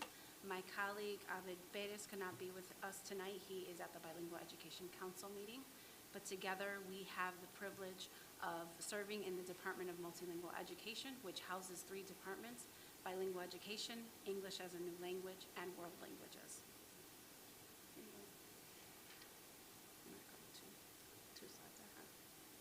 And so for our agenda today, we're going to focus on our commitment to English language learners. Who are our English language learners? And we're going to give you a little glimpse of some ways that we are attending to the AL Corrective Action Plan. So our commitment is around all RCSD educators embracing all of our multilingual learners as emergent bilingual students. We affirm their culture and linguistic diversity as an essential practice of a high-quality education. We commit to culturally responsive academic and social practices that support graduating each multilingual learner as a productive member of a democratic and global society. The Rochester City School District is blessed to serve students that speak over 60 languages and are from various ethnic backgrounds. Our English language learners in particular are not a monolith. They do not have a single story. Some of them are born in the United States. Some of them are immigrants. Some are refugees. Some are unaccompanied minors, and some are students with interrupted formal education. And so as we work on the shift to our Board L policy, we do want to highlight these 3 areas. We believe that students should employ their full linguistic repertoire or their entire language bucket to develop language and literacy skills in their home and new language. Through our RCSD language and literacy development approach, we hope to design instruction that embraces and leverages students' cultural assets, that develops their student independence, and that creates strategic opportunities to engage them in practices that help them further their content knowledge and also acquire language. The next piece is grounded in the NYSED culturally responsive and sustaining framework. We believe in the creation of culturally responsive spaces where students see themselves in the children and adults with whom they attend school. We believe that these are spaces that students will feel affirmed, seen, and valued, and that they are marked by everyday anti-racist practices of leaders, teachers, and students. You will see later on in our slides that we have many spaces that have been serving our English language learners for decades. In accordance with that education law, though, we want to make sure that our spaces are also integrated and that students have access to students from diverse backgrounds, including native English speakers.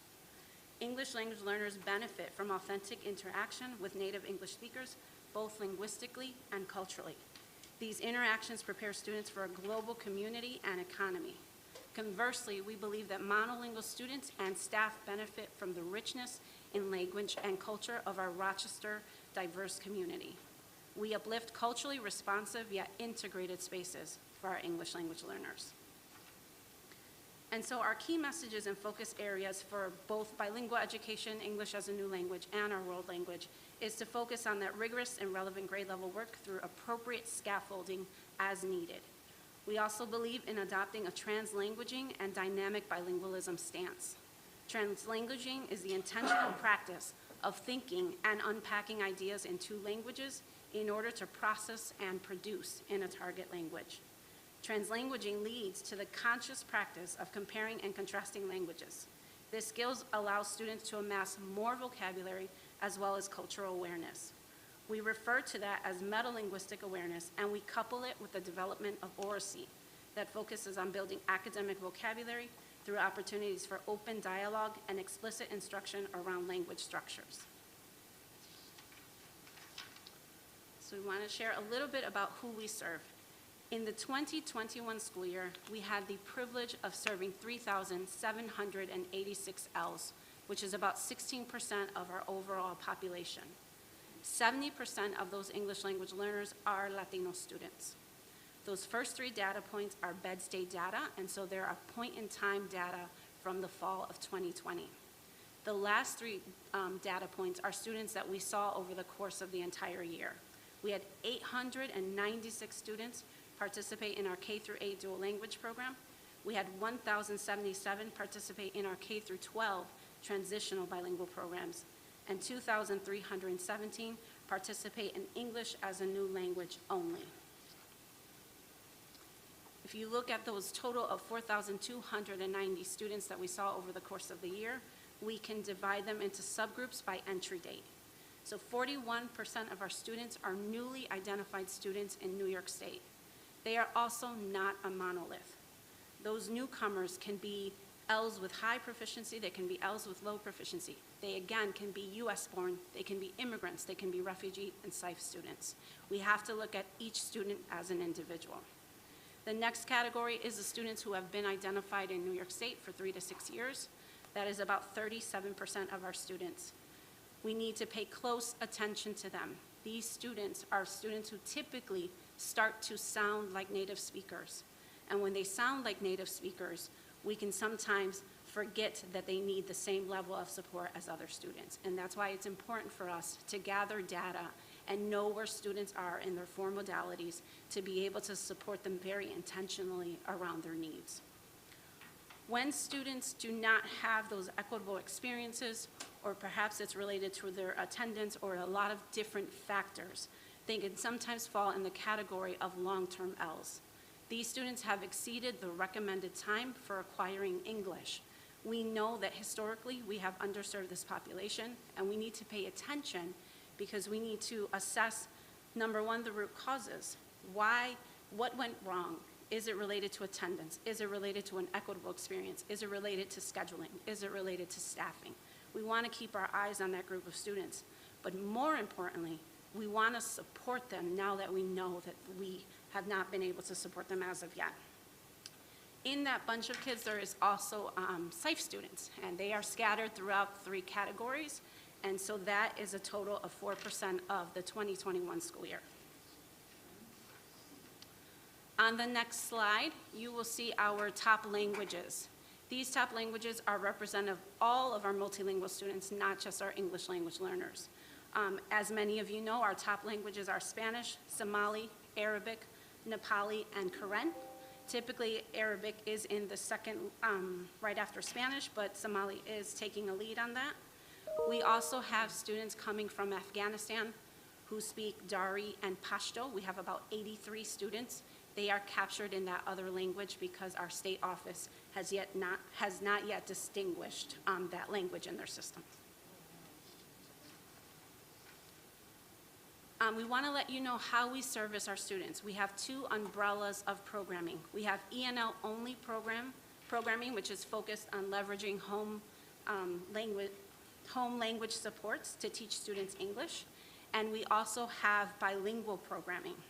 So on our ENL only side that you see in this kind of yellow-orange, we do have a secondary newcomer program at the Rochester International Academy.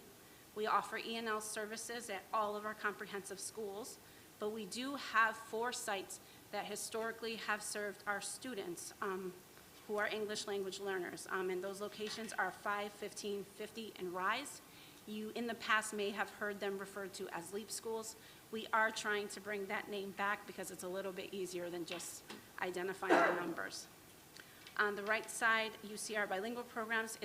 That program is offered at 11 schools, 11 comprehensive schools, and we have 3 different models. We'll jump into that in the next slide. So our 2-way dual language program, which we offer at 12 schools, 17 and 33 schools, are considered additive models. because their outcomes are to be bilingual, biliterate, bicultural in both Spanish and English. The language population has a mix of students. It has English language learners, it has heritage speakers, and it has students who are monolingual English speakers. Our one-way dual language is similar to our our two-way dual language in its outcomes. They are located at 22, 28, 35, and because of similar outcomes, they are also considered an additive model. The difference being that they are not mixed in with students who are English dominant. They are just one language group of Spanish speakers. Our last program is our Transitional Bilingual Education Program. We have that at 9 schools. We have it at Wilson, Edison, Upper Monroe, and Lower Monroe. It is typically considered a subtractive program because students are only provided with home language support until we can transition them to English. I will say that for our secondary schools, they make a fair attempt to have students be a part of the seal of biliteracy and engage in their Spanish language development. So they may be removed from the bilingual programming, but they still continue to pursue their Spanish language development. Sorry about that. Okay. And so we want to jump in. Many of you are aware we do have an L corrective action plan because in some instances we have not served our Ls well. And so right before I came on in 2018, we were cited in these 5 areas. We failed to offer and provide bilingual education to incoming new Ls who speak Spanish as a home and native language. We failed to consistently follow the regulatory site identification procedure for students who speak Spanish. We failed to disclose all permissible methods of providing residency, custody, and age. We failed to provide adequate district-wide professional development, and we had an extremely low L graduation rate. So on our next slide, we are going to talk about just 3 ways that we have begun to address some of these citations on the CAP. There are many ways. We are more than happy to share the corrective action plan again if you need to see it, but we're just going to highlight 3 ways for the sake of time. So one of the things that we have developed in alignment with our strategic plan is a way to foster dynamic leadership. As I mentioned earlier, we do have culturally responsive spaces where our kids have been served for decades. And so we decided to gather these principals who have at least 11% L population or higher and meet monthly with them. Both Abel and I are also our Midwest Regional Bilingual Education Resource Network joins us. The person who leads that was actually executive director of DOME and at one point director of bilingual education. So she's very familiar with Rochester. And we also have the pleasure of having Chief Strickland, who has run a bilingual school, join us for those meetings. And we gather to learn about best practices for English language learners. Our principals participated in an author-led book study with Dr. Ayanna Cooper, where they focused on civil rights for Ls and their families. And as a result of that book study, we decided that an area that we needed to focus on was clear articulation of both our bilingual programs and our LEAP programs at each of the individual buildings, as well as aligning them when the programs match. So for example, we want our 2-way dual language programs to have clear alignment and not each school doing their individual thing. And so one of the things that has come out of this multilingual network is that our principals developed a mission and vision for the group. They will use this mission and vision, as well as our different resources, to be able to promote to our families that there are culturally responsive spaces where we provide a quality education for our kids. And so their mission is that the Multilingual Network upholds equity and access for multilingual learners through data-driven decision-making and collaborative leadership practices. We foster environments that produce bilingual, biliterate, and bicultural citizens equipped with 21st century skills. And their vision is that we would ensure affirming environments where equitable resources and opportunities are accessible to all diverse learners. On this next slide, and I know it's very small, so I hope Tom is emailing this to you. Perfect. This is the list of our schools that are in the multilingual network on the elementary side. The yellow-orange color are schools that have ENL only programs. The pink color are schools that have both bilingual programming and ENL only, but serve a higher population of bilingual students. You can see in the second column the total of students enrolled, In the third column, you can see the number of Ls they have and the percentage of Ls at the school. Most of the schools are around 20, 30%. I think School 35 and School 9 are the highest with more than 40%. On the next slide, you can see our secondary schools. Again, that orange color is ENL only. That pink color is both bilingual and ENL, but again, those schools are serving mostly bilingual students. All of the schools tend to hover in the teens, except for Monroe, who has the longest standing reputation of serving Ls. And so another way that we are addressing our corrective action plan is making sure that we are engaging more with our parents and engaging with the community. And so we do work with our Bilingual Education Council to make sure that their voices are heard and that they have a platform to share their concerns. And so we do have monthly meetings in Spanish, the second Tuesdays, which would be today, 5 p.m. to 7 p.m. We have been meeting virtually, but today's meeting is actually our first one in person for a very long time. On the back end, what is not seen is we have a homeschool assistant who works with the Bilingual Education Council to coordinate their meetings with different stakeholders, to support them in any writing that they need done, and to make sure that their voices are heard throughout the district. We also have a multilingual parent advisory committee. It is a baby committee in comparison to the Bilingual Education Council that's been around for decades. We offer the meetings in at least 4 languages, Arabic, Somali, Nepali, and Swahili, but we do have access to other services in case we get a parent who speaks a different language. Those are held on third Mondays from 5 to 7. They are currently virtual, but we are hoping to go in person next month. We also have a multilingual advisory committee that came out of the Aquino report. Our community advocates have asked that in the absence of consistent leadership, they wanted a strategic plan that they could latch onto and be able to carry out if anything changed in our current leadership or if anything changed in the Department of Multilingual Education. And so we do meet monthly with them. We have reviewed a draft strategic plan with them as well as other stakeholders, and our next meeting will be on May 4th. On the last block, you can see all of our L advocacy partners. We have the privilege of sitting on different tables and working alongside many members of our community to make sure that we continue our advocacy for our English language learners. One of the other ways that we are addressing our corrective action plan is actually by having internal interpretation and translation services. You may have noticed that more communication is coming out in different languages. And so you can see in that first block the languages that we are able to do in-house. We continue to have our emergency services via language line. We have ME services and interpretation for additional languages that we cannot do in-house. And we have some additional supports that are forthcoming. And then our last slide shows all of our wonderful homeschool assistants. Some of them do have the responsibility of also supporting our schools 5, 15, and 50. And so you can see them on here. We also have some vacant positions that we are trying to fill. And on the last slide, this is a link, if you have it digitally, to our English language learner handbook.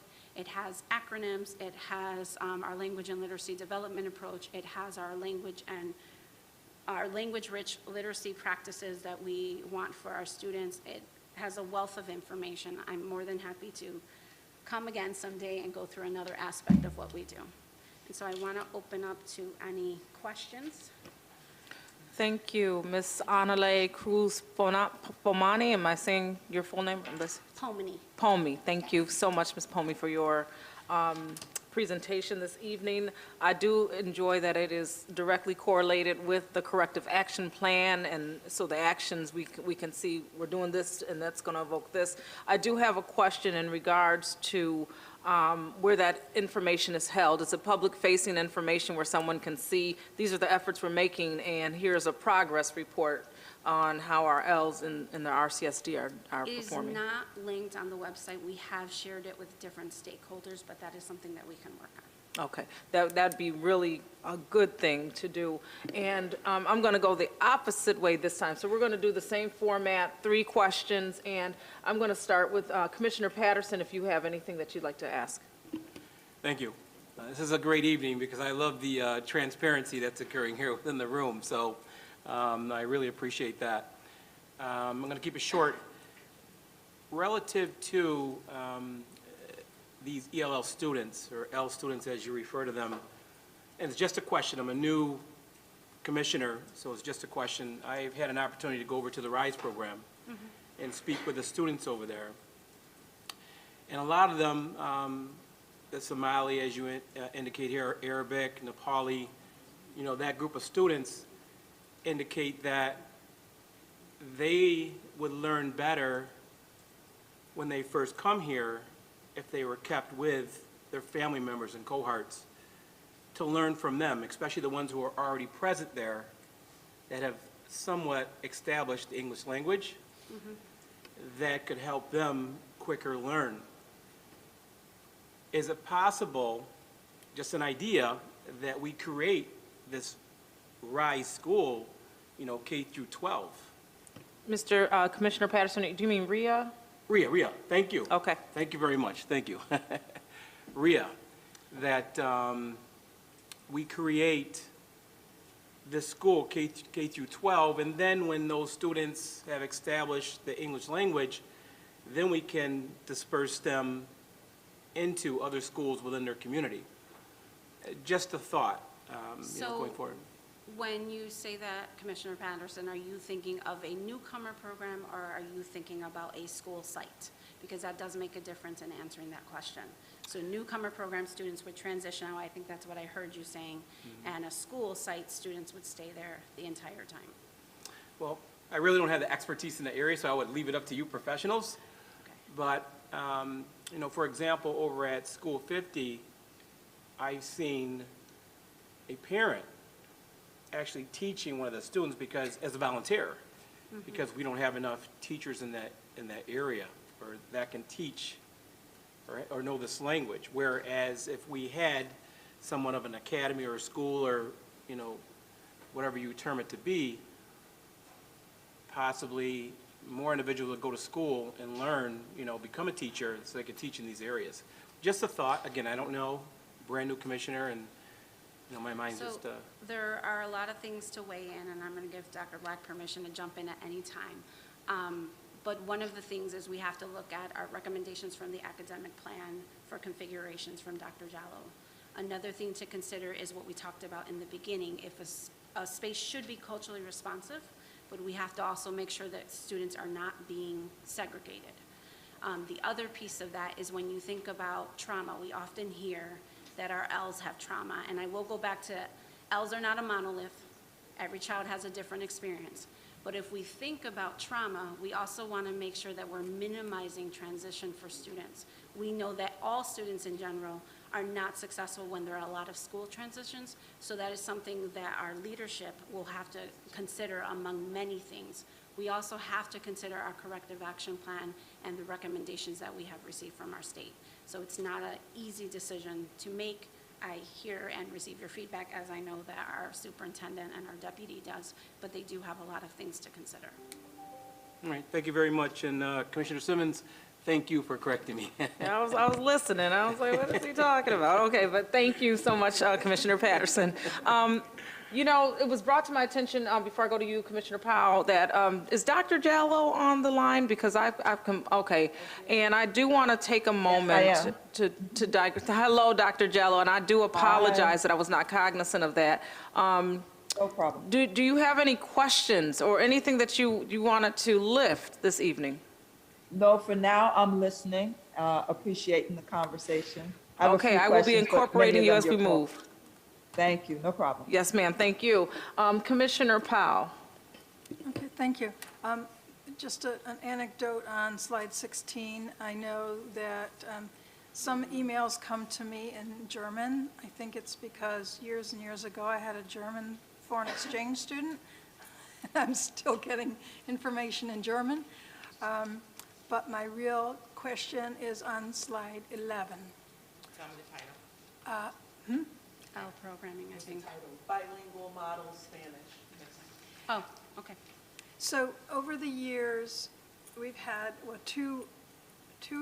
two-way dual language programs since forever, at school number 12 and at school 33.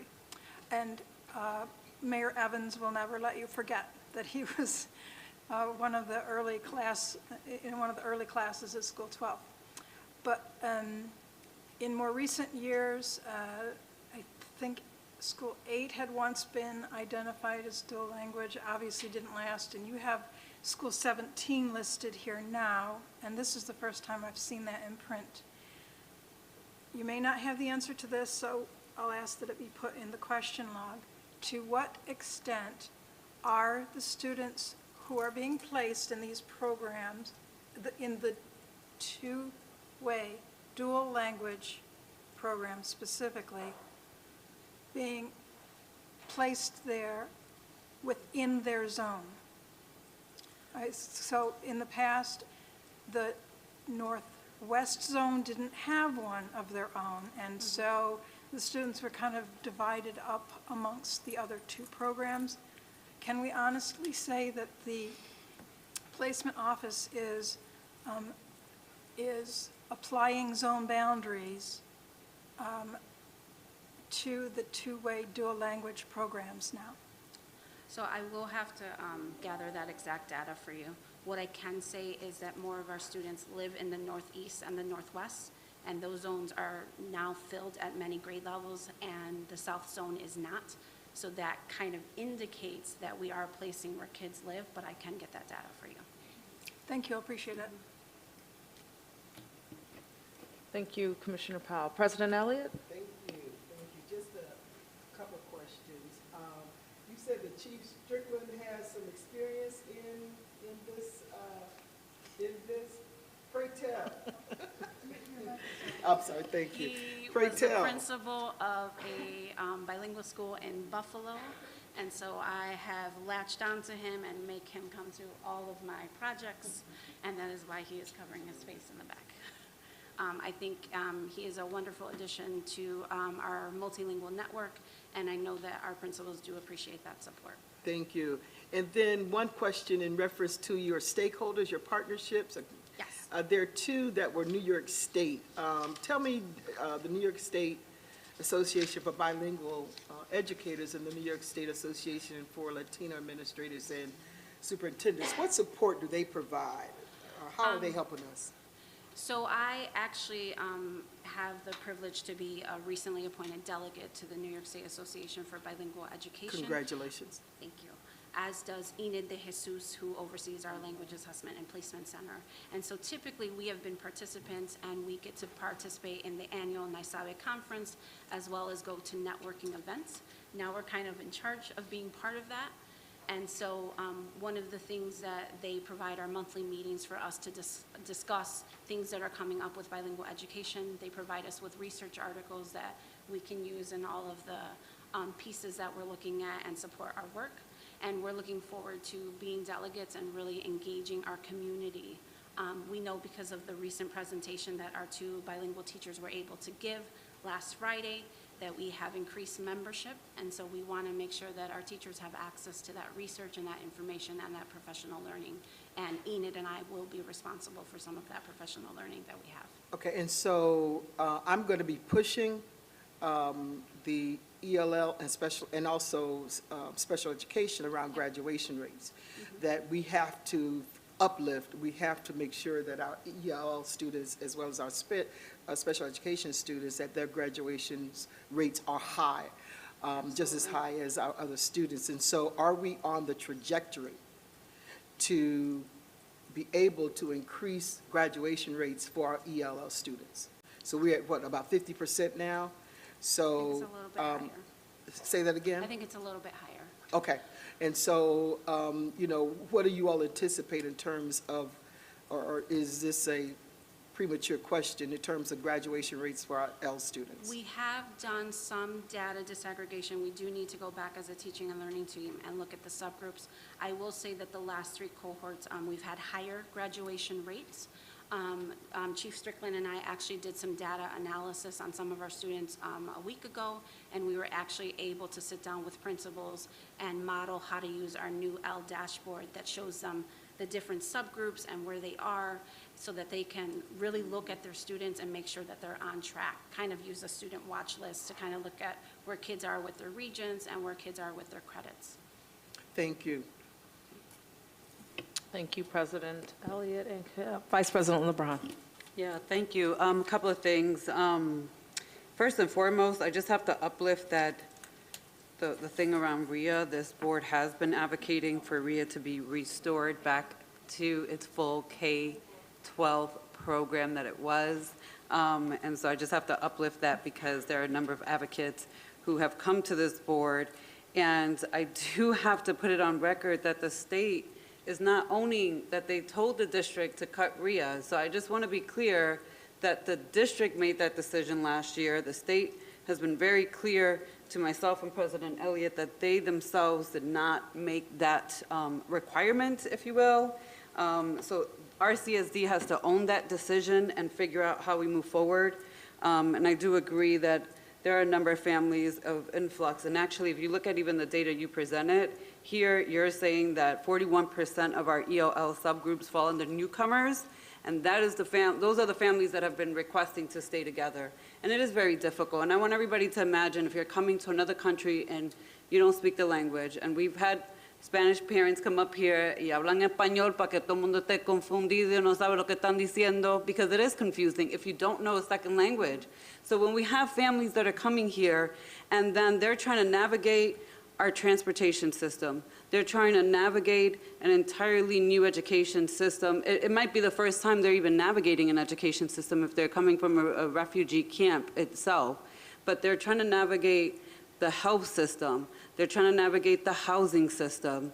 And then they also are trying to just survive day to day with this huge language barrier. And now we are saying to them, we're going to split your children up, and we're going to put them in one school here, we're going to put them in that school over there.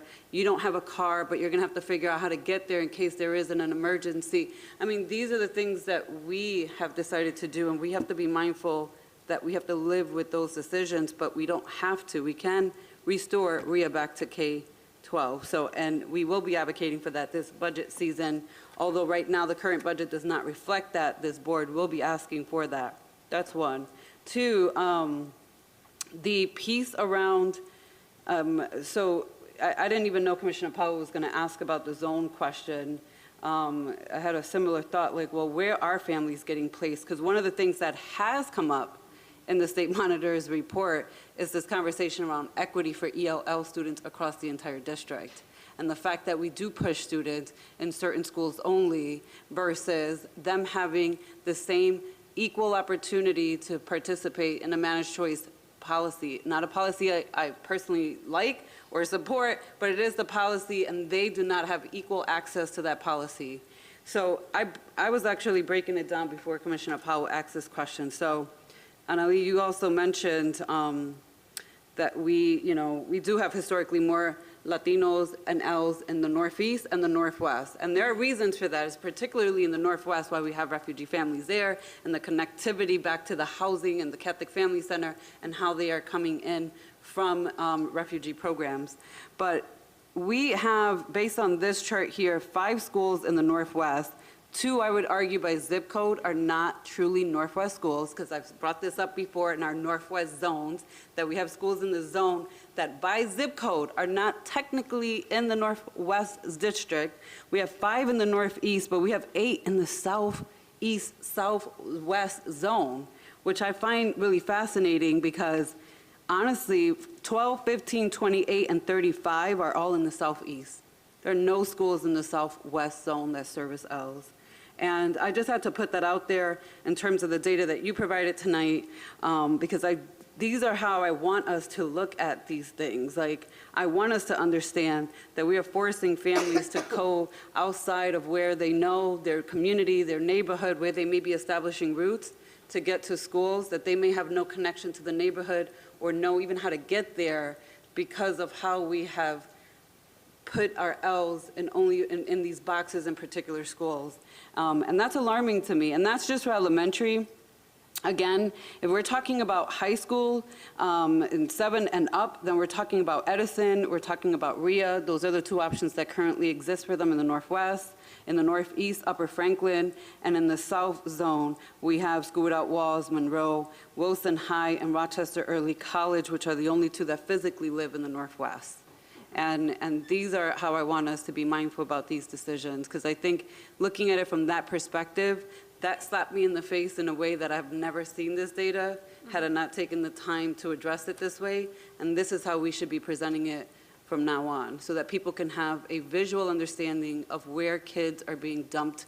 And I say dumped because they don't have equal access to ELL services across the entire district. And I will continue to support RIA being restored K through 12 in this budget cycle. I know that we have had some back and forth conversations. I know that Dr. Black has a different opinion, and not to put her on the spot on this piece, that we want to do it with some integrity, and I respect that too.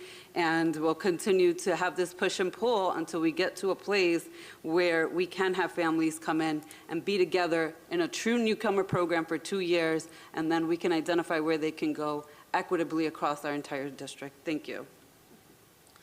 I did want to clarify when I talked about RIA and our recommendations for the Office of Bilingual Education and World Languages, not that they were concerned about removing the elementary side. I am not privy to that conversation, but they were concerned about segregation and the amount of time that kids were spending isolated alone from native speakers, and that is what we have to consider. Yeah. Can I just address that? Because that was one of the first things that the state did write to the district last year, and that was one of the first corrective action items that RIA did do, and they did acknowledge that, and they corrected it. So I just want to be clear that, yes, that happened. As soon as it was identified by the state, RIA did, but RIA is a program, and I have to also ask, where were the chiefs, where were the placement folks, where were the people that were supposed to monitor some of those pieces?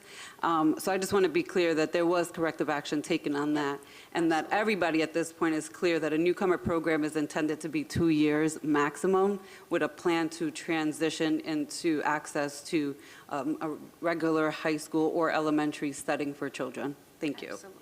Thank you, Vice President LeBron. I do want to make the board cognizant. We're going to move on with a few more questions, that we do have a scheduled executive session that is coming up. So we'll touch on that in just a moment. Very great presentation. But before we finish, Commissioner Malloy, did you have a question?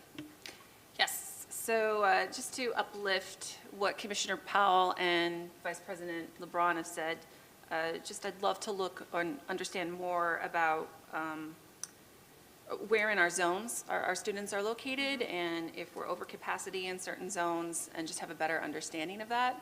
If there's some way that we could get a map so that it's more visual, so that we have that understanding. And I'd love to know what the district capacity is for these models in each of our zones or neighborhoods, and what that might look like. So that's just one thing. I also saw that 4% of our Ls are SIFE students, students with interrupted formal education. So I did the calculation, and that's about 151 students thereabouts. Would you say most of our SIFE students are currently from Afghanistan? No. Okay, so where do most of our SIFE students come from? I do have to get the exact data, and I can come back with you. But Okay. typically, it is our Hurricane Maria students, because if Okay. you think about the 70% population of Latino students we serve. Fantastic. But I will verify that for you. Thank you. I'd like to know that. And then finally, I'm just interested in also, and you don't have to answer now, but the percentage of our L students who are also special ed. If I missed that in the presentation or anything, I'm sorry, but would love to know that percentage. Yeah, we have it on deck, and I'll get that for you as well. Great. Thank you so much for your presentation tonight.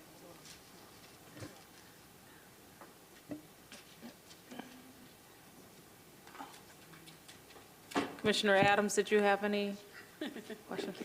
Yeah, I just want to say, well done. It was very informative. Thank you. I'm still a little interested and intrigued by translanguaging stance, and I will maybe when I get a chance, sit down and talk with you about that.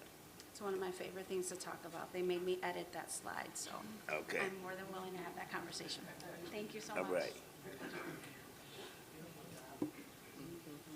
Thank you so very much. A wonderful presentation. Great questions were captured, and we look forward to following up with you on that.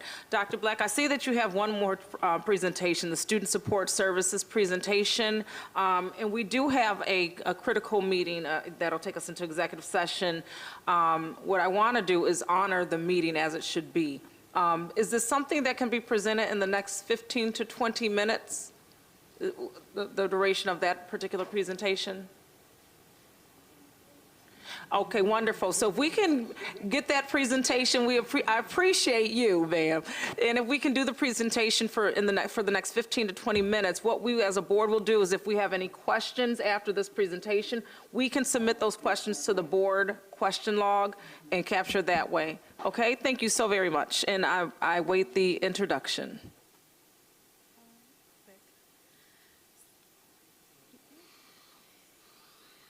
So I wanted to start, good evening. I wanted to start by acknowledging my wonderful staff. Can you hear me okay? Okay. Who work so diligently to promote healthy school communities. And I also wanted to share, this picture is actually of a student. She is, what are they called? Circle champion. And she's probably a 5th grader. And she's doing a peer circle, and we'll have about 80, 90 students trained by the end of the school year, and 80 in high school. We also have 6th to 8th grade students that are rock stars and rock responders in grades 9 through 12.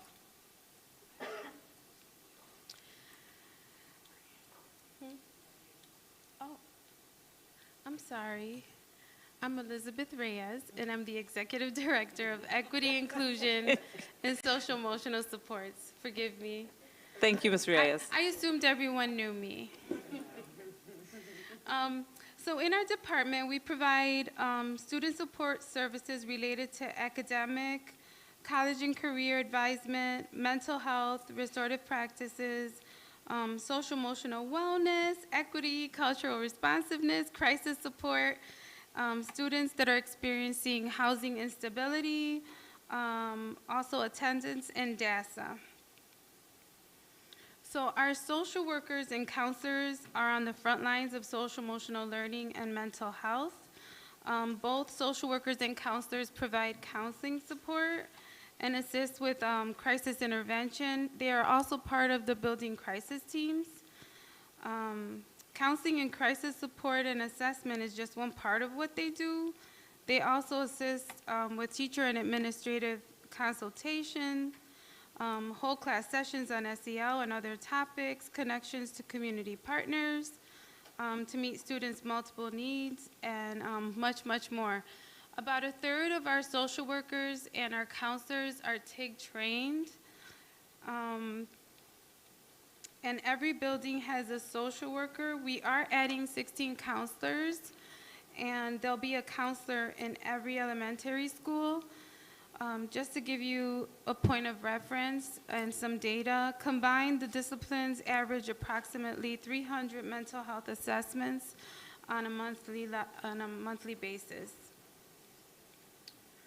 So restorative practices includes SEL and equity, so they're lifted in the restorative work, and they go hand in hand to support school communities. And they're embedded throughout the circle scripts and the lesson plans and facilitation district-wide. The 3 areas are also used to reinforce the development and implementation of professional learning. And we have a new referral process for the restorative team where district staff and administrators can request assistance, and they get anywhere from 20 to 30 requests a month. So that's restorative practices. And we have trauma, illness, and grief. And as you can imagine, and you all know, we deal with trauma on a weekly basis, and sometimes 2 to 3 times a week.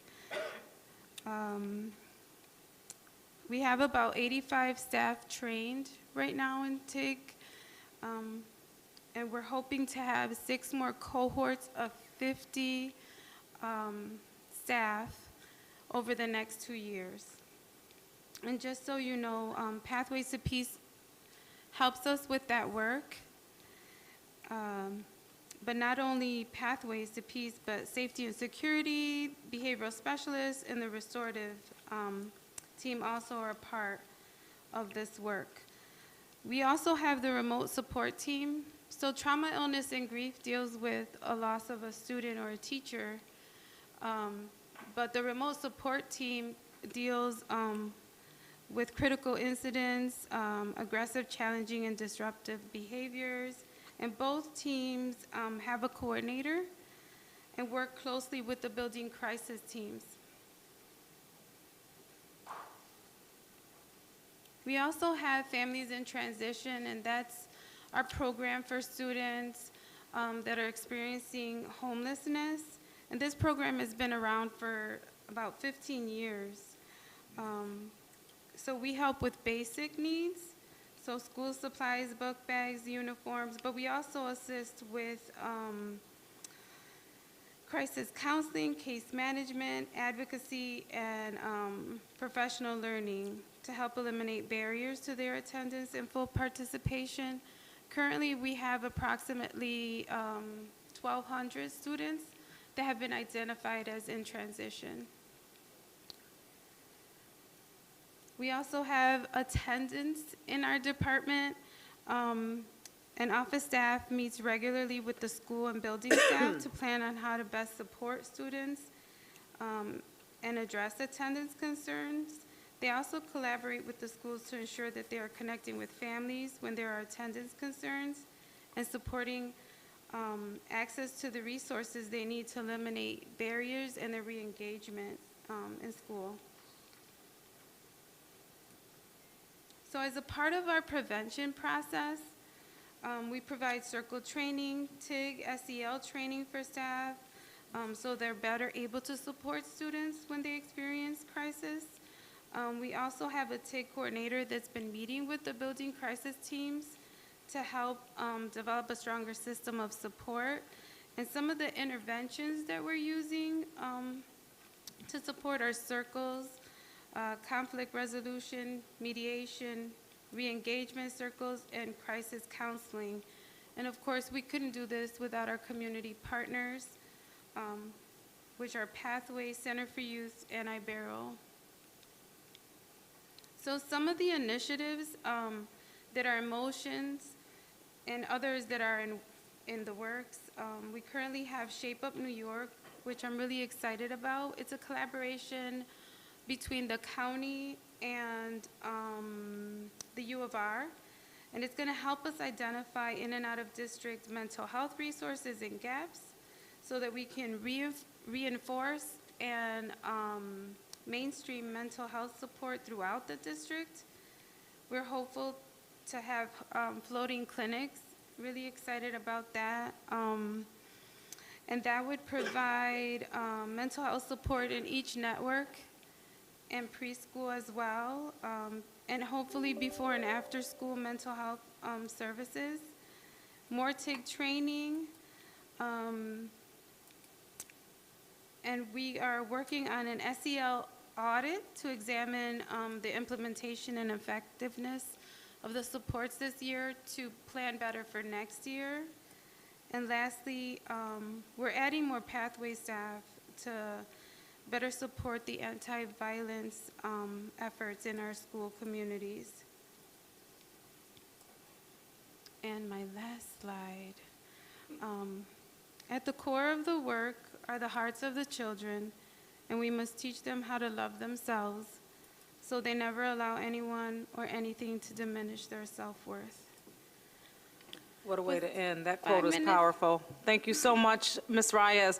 I want to, we got 4 minutes, so hold on. I'm going to say this to you because I want to first and foremost acknowledge that we're talking about social emotional learning, which is a critical component and need in this district right now. And we do have to go into a meeting that we must go in. And what we will do as a board is submit our questions into the question log. But what I would like the opportunity to probably do is then bring you back. And maybe you'll have an opportunity to look at what we've submitted in the question log so that we can have a public conversation that this particular topic truly deserves. So I want to honor this in that way. Okay, I see some nods. So thank you so very much. We'll probably do it that way. And we appreciate you. Gracias.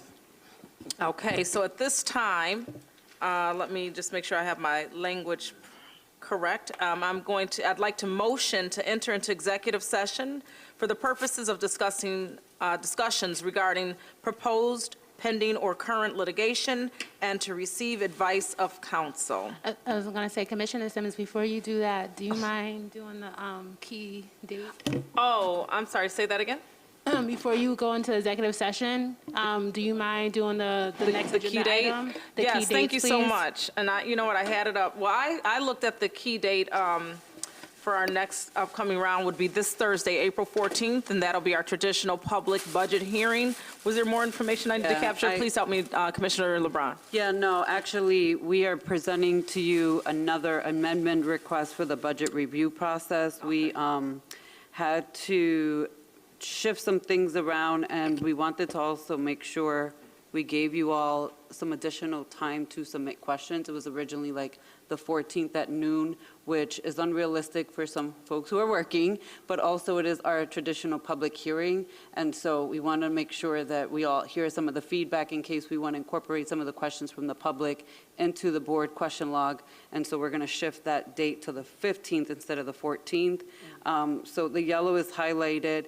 The other request that I made was to remove the 12 o'clock noon timeframe. I just, again, with folks working, I would like us to have to the end of the day, if you will, after work, if we want to submit our questions for the round.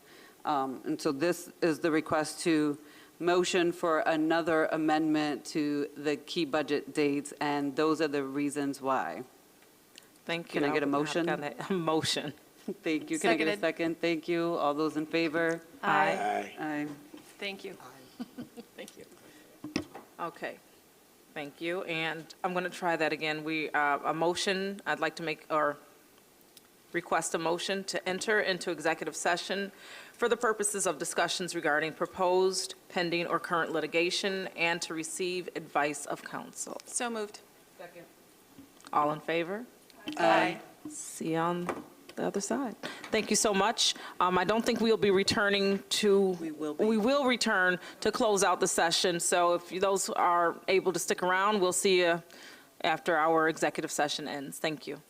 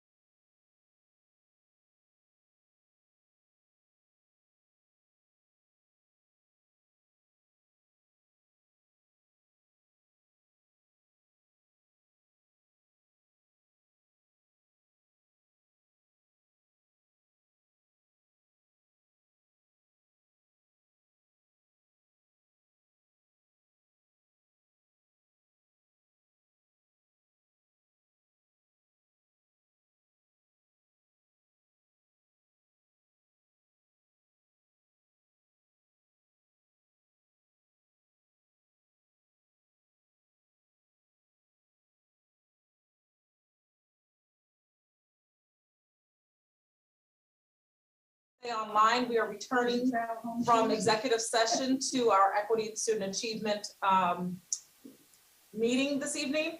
And we are going to close out with a resolution. I'd like to entertain a motion for resolution 529. So moved. Second. Thank you. Any points of discussion for 529? I think we've done that already. So all in favor for resolution 529? Aye. Any opposing? Thank you so much, viewing audience. Thank you, everyone. Have a good evening. Motion to adjourn. We are now, I'd like to make a motion to adjourn. Second. Second, thank you. All in favor of adjourning this evening's meeting? Aye. Thank you and have a good evening.